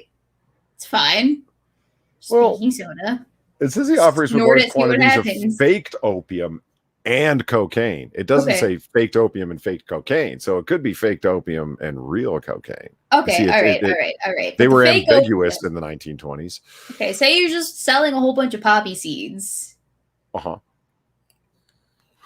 I meant you to put them on your muffins. I didn't think you were supposed to crush them up and inject them. It's fine. You're fine. Don't worry about it. It's not. Thank you, next 6 minutes for the donation. If you have any input on my PC's next sweet LED color scheme, I'd be interested in hearing what you have to say. Front runners are orange, red, or purple. What say you, Otter of the Awesome Chi? Orange, red, or purple? I'd go with purple personally. Purple's awesome. I've gone not by my choice, but hold on here. Marcin Johnson says that baking soda is a lung irritant. All right, fine, fuck it, baby powder then. Snort some baby powder, see what happens. It's fine. Or powdered sugar. How about that? All right, it's literally you're selling sugar, but it's not cocaine. There you go, ladies and gentlemen. Thank you for coming to my TED Talk. Disclaimer: I have never done drugs once in my life, so I have no idea what I'm fucking talking about. You've never done illegal drugs? Yes. You're drinking wine right out of the bottle. Actually, there is no wine in that bottle, so you can't prove jack diddly squat. Well, when the apothecary returns with your blood analysis, he'll show that you're quite the drunkard. No, not blood analysis. Hemoglobin content. Yeah, your hemoglobus. Okay. My hemoglobin labs. See, look at the ears on this guy. Looks like he can start flapping them and take off and escape the prison. As I said, they used to pull very roughly on the ears. He was kept under observation, however, and was caught in the act of attempting to rob a man, being then accompanied by Philip Noonan, alias Alan Noonan, alias Peter Newman, a spieler operating in the... Spieler? I'm looking it up. S-E-I-E-L. What does spieler mean? It means... a lengthy, extravagant speech or argument usually intended to persuade? Oh, it's in a spiel. I get style of talk associated especially with salesmen. Oh, so he was... Yeah, definitely arrest that man. He was a salesman. Fuck up. We don't need those kind of people. Yeah, we a long, don't extravagant need those speech or pitch. But that's a Yiddish spiel. That's why you say it like that. It's not spiel. Hey, it's not just the Yiddish that use the word spiel. The Yiddish people. It's the Polish. Hey, broken nose Alec Baldwin, how you doing? See, I'm not the only one finding famous people's faces in these mugshots.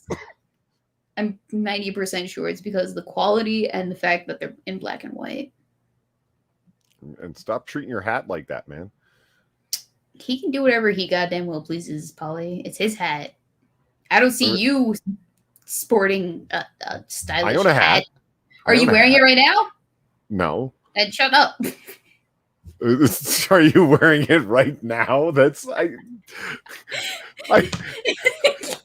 Jesus Christ. That's a hell of a standard you got there, Weebo. I have to wear all the clothes I own to claim ownership of them? No, not to claim ownership, just to criticize other people for the way that they... Okay, so I got pajama pants, socks, and a t-shirt on. So I could that's all I could judge. Exactly. And boxers. I'm not wearing underwear here. I got boxers on. Daniel Fullman asks if you can say the rest of this entire episode with that of a 1920s radio announcer voice. I think the chat would really enjoy that. Aw. His name's B. Moody. He be Moody. So did they just write the names of these people in chalk above them before they take their mugshot, or? I'm actually kind of curious.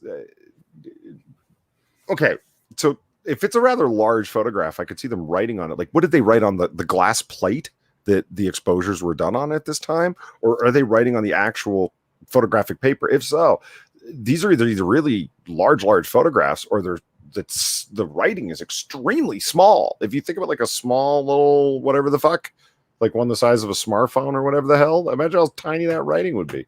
Or maybe they're just writing it on the photo after it's been developed. That's what I just said. But imagine if it was a photo the size of like your smartphone. That would be tiny little writing. I don't think it's that small. I think that. Dude, what are you kidding me? Look at this little Mr. B. Moody. I don't think the picture is that. Okay, I don't think the picture's that big. You But I think don't it's an think the 8 by writing 10 is that glossy small. of I think broken it's nose Alec Baldwin here? big enough to fit in a manila envelope Oh, yeah. at Like the largest. like an 8 by 10 glossy. Maybe, numbers, what are they even? What is a number? I mean, there's social constructs. It's just, an Arabic way of keeping track of the amount of things that a person has. Don't worry about it. It's not a big The deal. numerals are Arabic. That's it. Your mom was Arabic. My mom wasn't very far from being Arabic. Holy shit. I did not have a lot of wide poly, but I am feeling very interesting today. Yeah, so that's what happened to Alistair Mooney. Hey, how's it going? Are you a little chilly? Are you Bit nippy there in the prison. Hey, Helen Krieger? Hi. I think it's pronounced Krieger. Krieger? Okay, let's see what Helen Krieger did. Whoa, there's a lot. Whoa! Oh, Illegal it's abortions. a novel. What? Let's see. Krieger was one of 4 people arrested and charged with the murder of Gertrude Mabel Hayden. Oh, no.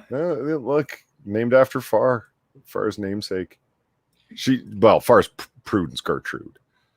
And I haven't doxed her. Nobody knows her last name. You guys need to quit getting up in my face. But I've tried telling you for a long time, man. They're really into their old-timey names in Australia, like Gertrude and... Ew. Yeah. So Gertrude Mabel Hayden. In October of the previous year, Gertrude Hayden had been taken to the Coogee flat of a woman known as Nurse Taylor to procure an illegal abortion. She died there in the flat. Police later claimed that she was murdered by Nurse Taylor at the behest of Hayden's husband, Alfred. A team of lowlifes was eventually assembled by Taylor's husband, Frank, to remove the putrefying remains in a horse and cart. And then in a somewhat farcical progress across Sydney, it was later recounted by numerous witnesses. Police became involved the following year after Gertrude Hayden's relatives in England became suspicious. The case became known in the press as the Coogee Trunk Mystery, referring to the trunk in which the corpse was allegedly removed from the flat. You sick bitch. So a woman sought out an illegal abortion. This woman performed it, botched it, and then everyone to cover it up had to we have a whole team of people trying to cover this up and carting this corpse around town. Where did the corpse end up? It's a good question. There's somewhat farcical progress. Farcical. Yeah. I think that's a Roo skin jacket. I think she's wearing kangaroo. Isn't that illegal? No, you can shoot them and eat them. Really?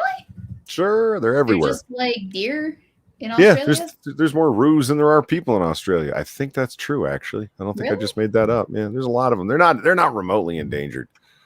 How many Fucking kangaroos? Bipedal are there? pests is what they are. Oh, so they literally are like the deer of Australia. Yeah. How many kangaroos?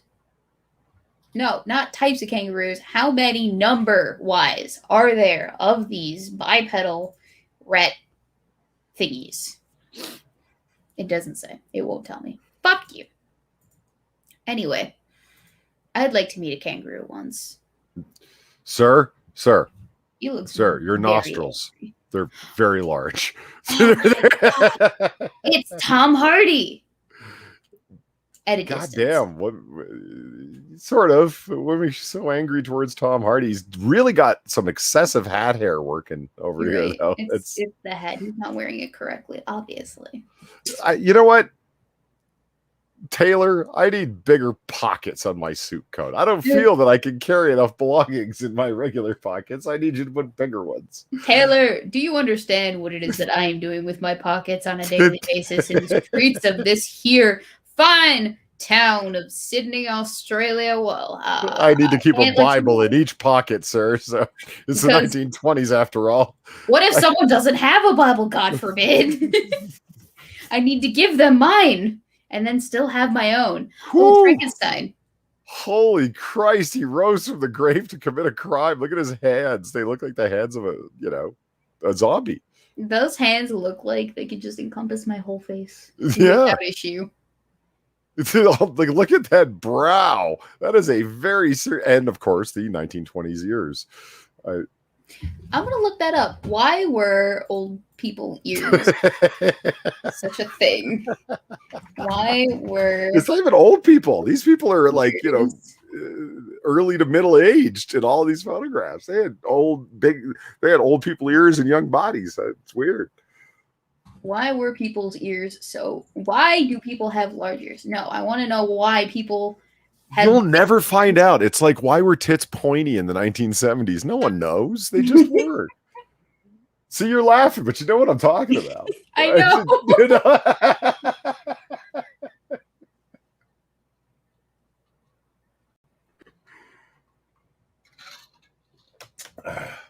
In history? No, I really want to know. And if I have to go through like a whole as genetic study, like switch careers, get a completely separate degree. Let's see. His name is Mr. Flood, and he is one of 2 men arrested over the theft of 400 blouses from a Kent Street merchant. Both were sentenced to 2 years at hard labor. Well, he looks like he's ready for some hard labor, this blouse thief. Yeah.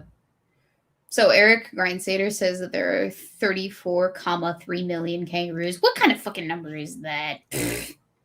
That's a lot of fucking kangaroos. Holy Commas in numbers instead of periods. What nonsense. Yes, I'm being a little bit judgy. It's fine. Don't worry about it.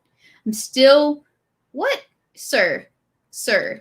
I would say your fly is open, but we all know that that's your sweater. I don't know. They wear their pants pretty high. I think he's ready to pop the junk at any second here. You think that his penis is about to make a guest appearance? Yeah. Breaking, entering, and stealing. Let's see. Whose MO includes breaking lead-lighted door or windows or forcing the fan lights of dwelling houses during the absence of tenants. God damn, people wrote weird in the 20s in Australia. He disposes of stolen property to patrons of hotel bars or to persons in the street, professing to be a second-hand dealer. Although he consorts with prostitutes and frequents hotels and wine bars in the vicinity of the Haymarket, he's described as being of quiet disposition. I don't know about that. His hair says otherwise. His hair is quite ostentatious and gregarious. It's not. Yeah. His hair looks like he stands out in a crowd. And therefore his personality would match. It stands to reason. But what? Somebody can't have gregarious hair and be a reserved personality? No, Polly. It's antithetical. All right? The inside matches the outside. There is an outward manifestation of a person's personality in most cases. Okay. I'm just like, for instance, take myself, for example. Okay. Pretty on the outside, pretty on the inside. That was really subtle how you managed to turn there. Oh, that's it. That's unfortunate. We need more of these because this is actually... man, we made a lot of use of this content. Holy shit. I didn't think we were gonna get this far with this.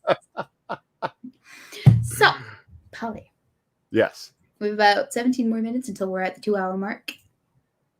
Would you like to call it at 2 hours? Sure. I don't know why I asked. We're doing it anyway. Because otherwise, I'm going to be a cranky Weebo in the morning. And I already have a show not the morning, but the afternoon, the evening. And a cranky nameless thief might make for an entertaining one. I don't know. We'll see. But it definitely doesn't bode well for my performance during the day, the work day. So. Fair enough. So another 15 or so-ish minutes. Yeah, that works. Around the 9:30 mark for the end of this stream. Hold on, I'm trying to find my way to the chat. There you are. There's chat. Hi, chat. Hello, chat.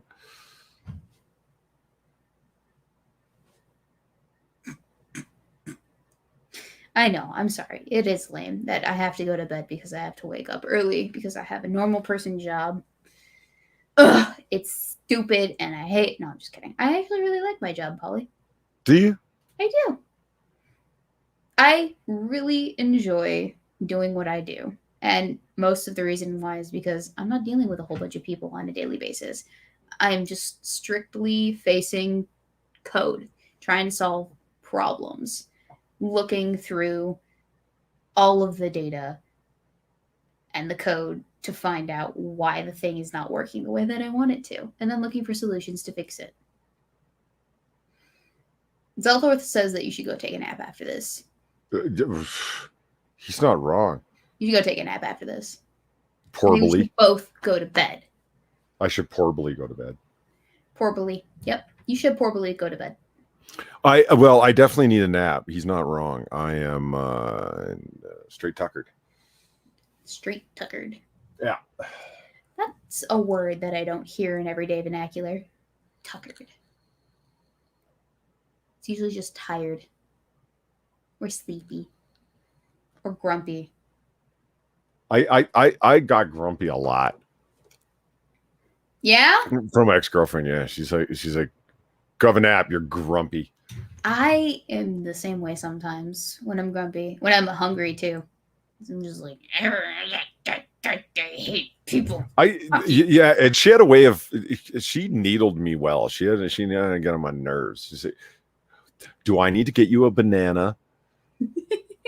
Because clearly you're hungry, so you're being very grumpy right now, and would say with that tone. Do you have any idea how infuriating that is when you're already pissed off? And I bet it's very infuriating. And that's probably a big point of contention in your previous relationship.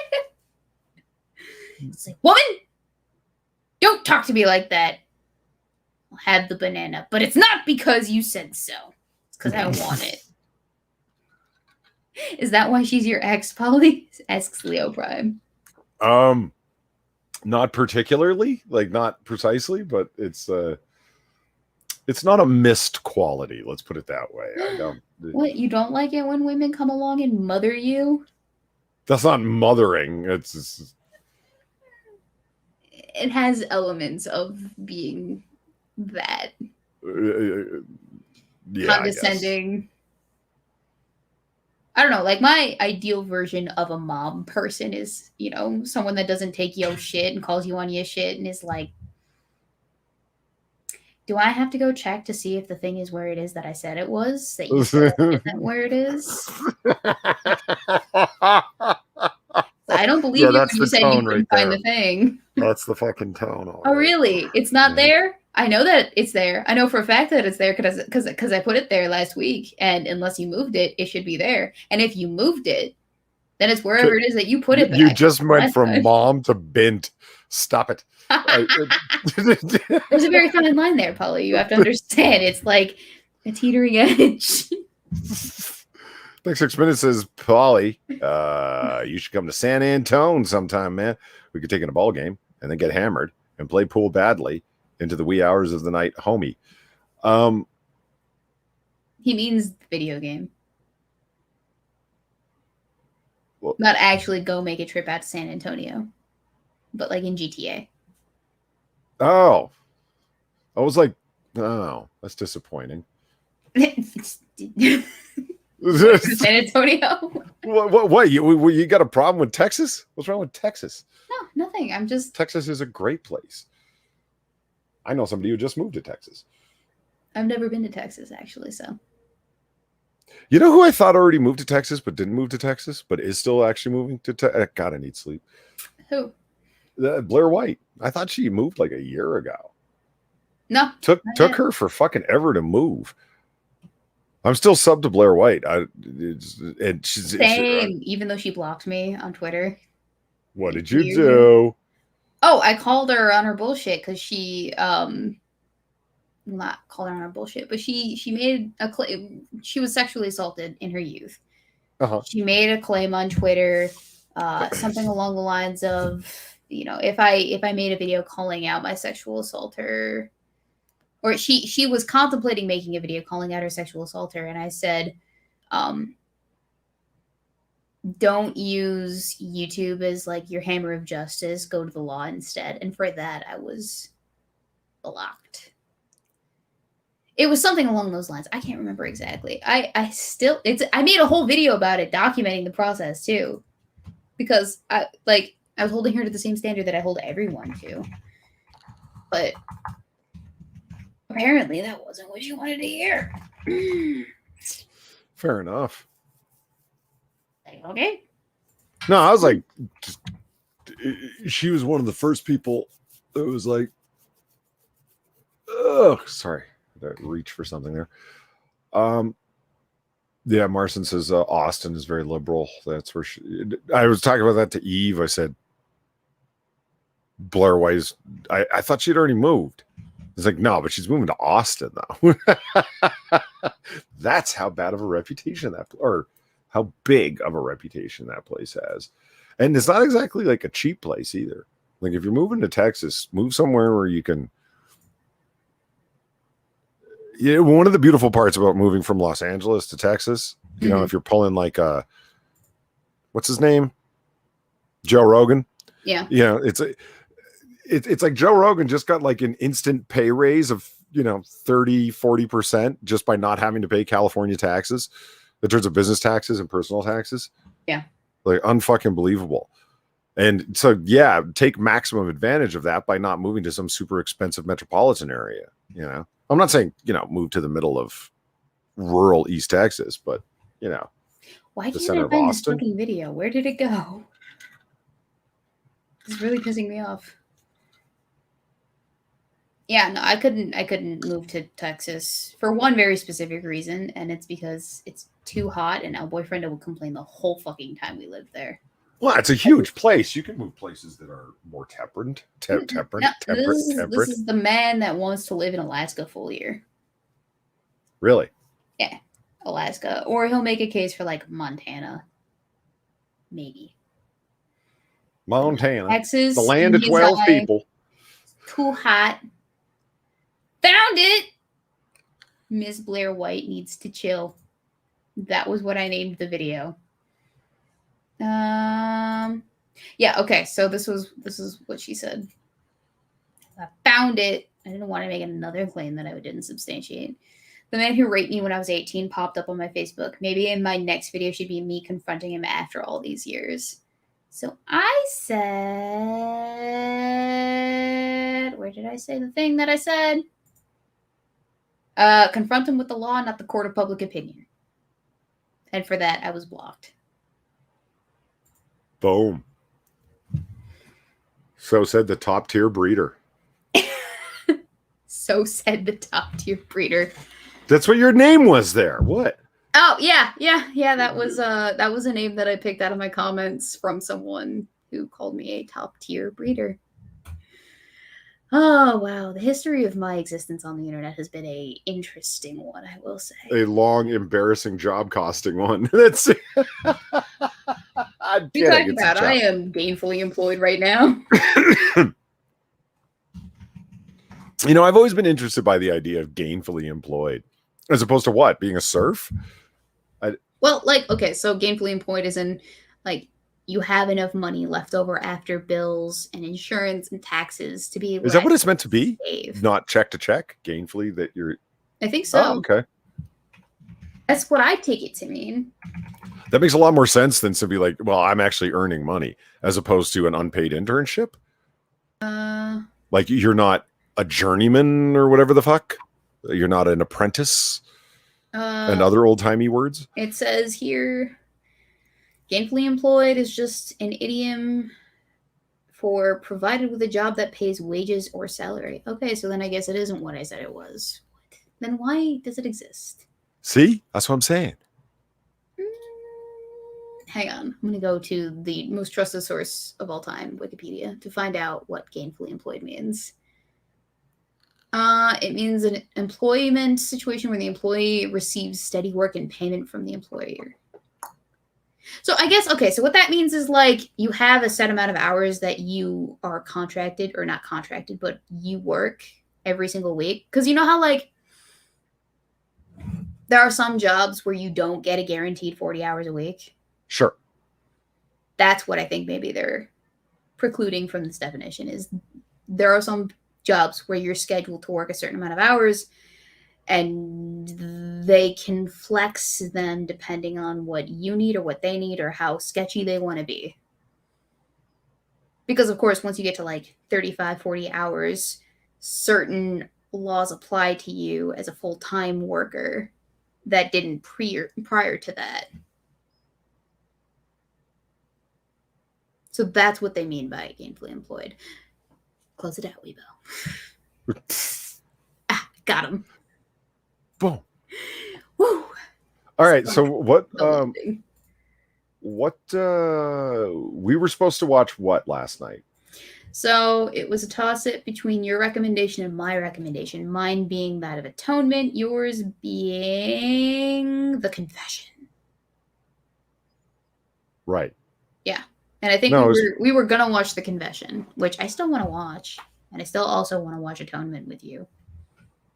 But now we have to wait like however much amount of time that it takes for me to find another spare 5 hours in my day.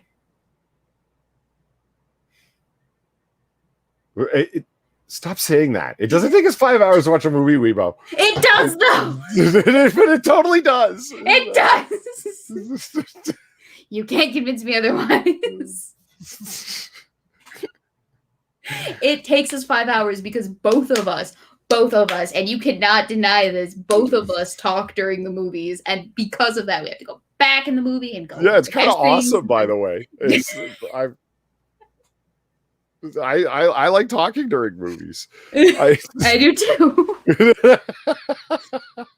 I drive people crazy in the theater. I'm like, that's part of the ticket.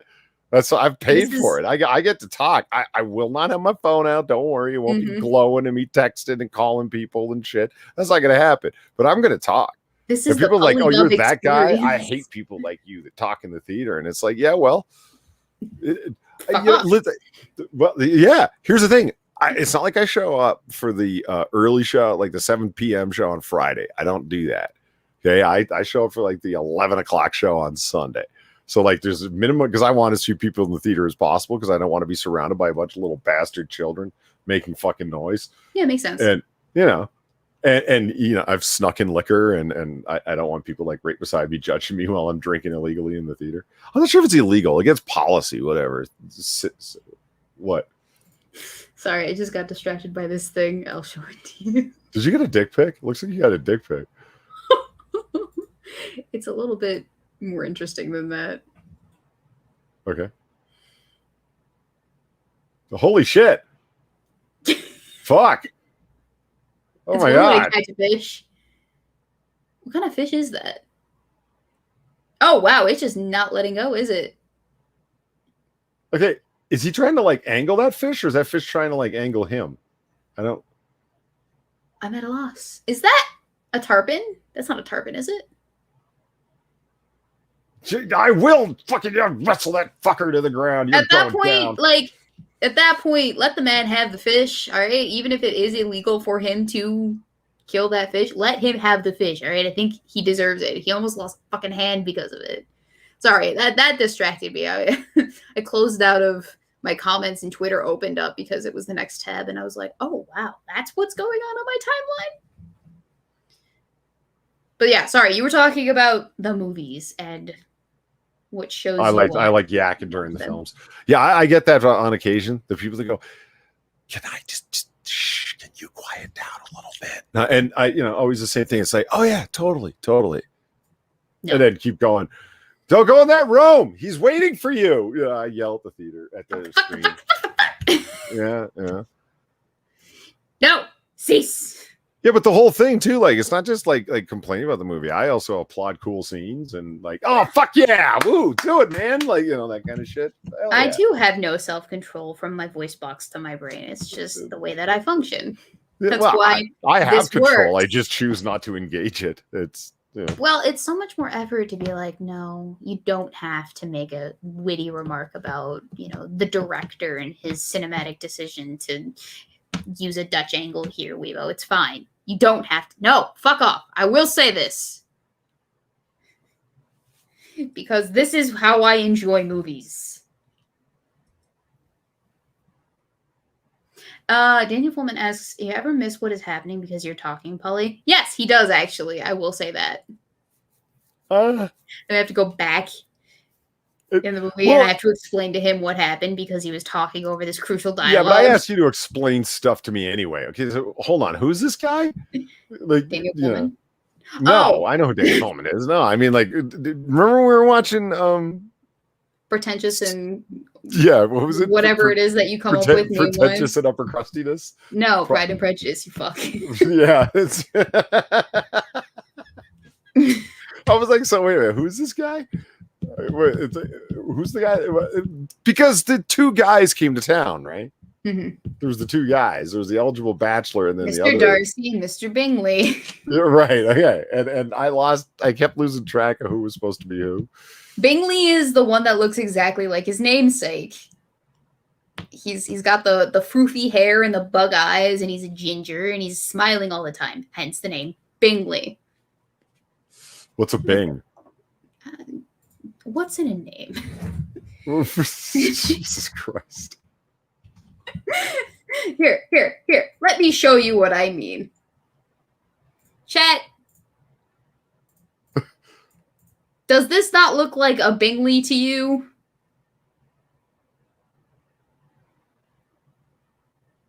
Yeah, he does look like a Bingley, doesn't he? Mm-hmm. And then Mr. Darcy.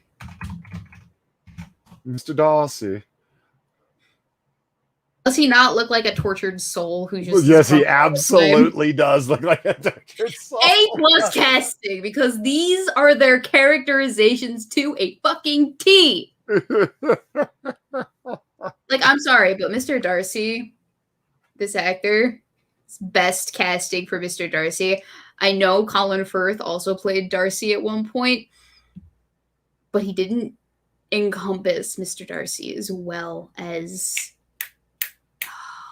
I can't remember what his name was. Sullen melancholy over there. I used to know it. Now I don't. Matthew McFadden. What a charming guy. He looks like a McFadden. Mm-hmm. Yeah. 100%. Doesn't he look like a tortured soul? Yes, he absolutely does, all the way. I'm going to sit alone in my study and write lines of dour poetry. Just some moody shit. Yeah. I could never possibly enjoy life. That's too much of a burden upon my weary soul.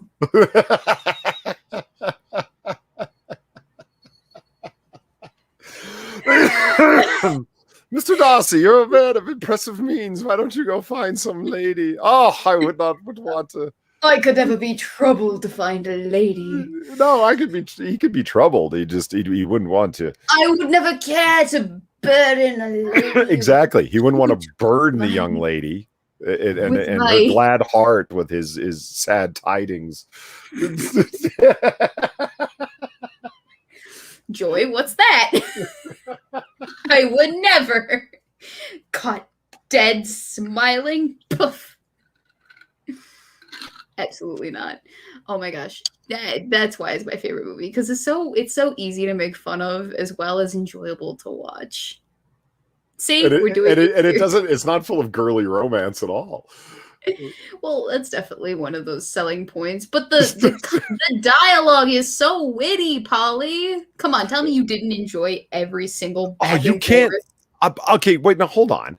I did, but then I pointed out to you the insanely witty dialogue of Casablanca, which you thought was meh. So don't tell me about no witty dialogue. I think that I happen to enjoy the witty dialogue in both, whereas if there isn't the girly romance and the tortured, and there is no better tortured soul in the world than Richard Blaine. Rick, Humphrey Bogart's character in Casablanca, are you kidding me? He's the quintessential tortured soul. Torturing oneself in the soul is definitely more compelling than having been tortured by a woman. I'm just kidding. You're right, 100%. But no, what are you talking about? Rick is totally the author of his own pain. That's the tragedy of his character. He made all of it happen. He keeps choosing that. Woe is me. I'm so sullen, and it's my own damn fault. But pity me. Yeah, he's selling arms to the fucking rebels in Spain and used to help the underground to fight the Nazis, but then he just ran a saloon, right? And as what's his name? Oh shit. Laszlo, as Victor Laszlo says to him, isn't it curious that you're always on the side of the underdog? He goes, yes, and that was always a poor business decision of mine, but I never considered myself much of a businessman. So, Polly, we're oafed, which means we have to sign off. All right. So, do you have anything worth shilling?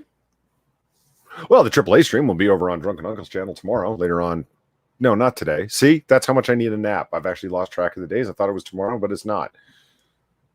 On Monday, tomorrow, we'll be over on Drunken Uncle's channel at, 5:30 p.m. Eastern, 5:30 a.m. on Christmas Island. And then on Wednesday, the big show is the AAA stream over on my channel, where the real fun happens. There you go. Yeah, it's the same time, though, which is 5:30 p.m. Eastern and 5:30 a.m. on Christmas Island. Mm-hmm. Yeah. Nice. Any videos planned? I do have videos planned that I've been working on. Excellent. Different stuff and things. Yes.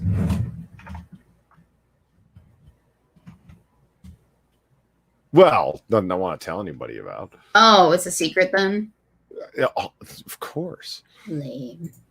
All right, fine. I guess it's my turn then. Yeah, it is. Tomorrow I will be on side quest as the Nameless Thief, switching places with Spooky Weeb Trash. And so there's... What? I love that. I just love that. It's great. And so there's that. I'm also working on 2 videos. One is hopefully going to be ready by the end of August. The other one's going to be ready by the beginning of September, which is literally the same time frame, but there's a difference, I hope. Fingers crossed. One of the videos is going to be called Cancel Culture Doesn't Exist. That's the one that's coming out sooner rather than later. The other one is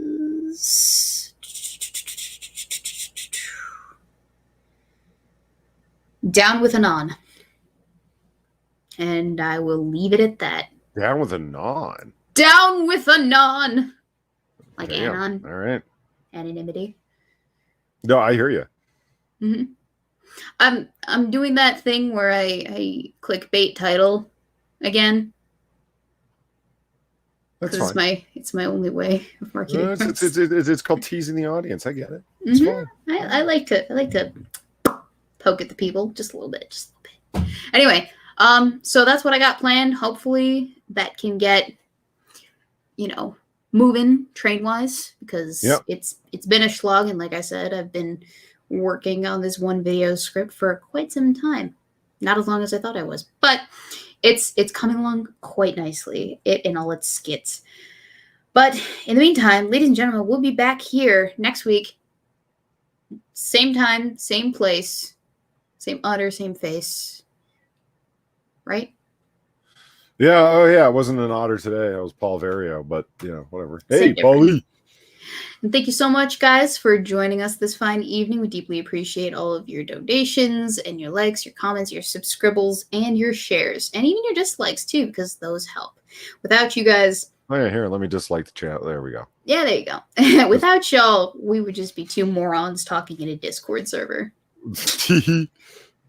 And that's that. Polly, say goodbye to the people. Have a good night, everybody. Thank you for the donations. Thank you for being here. Good night.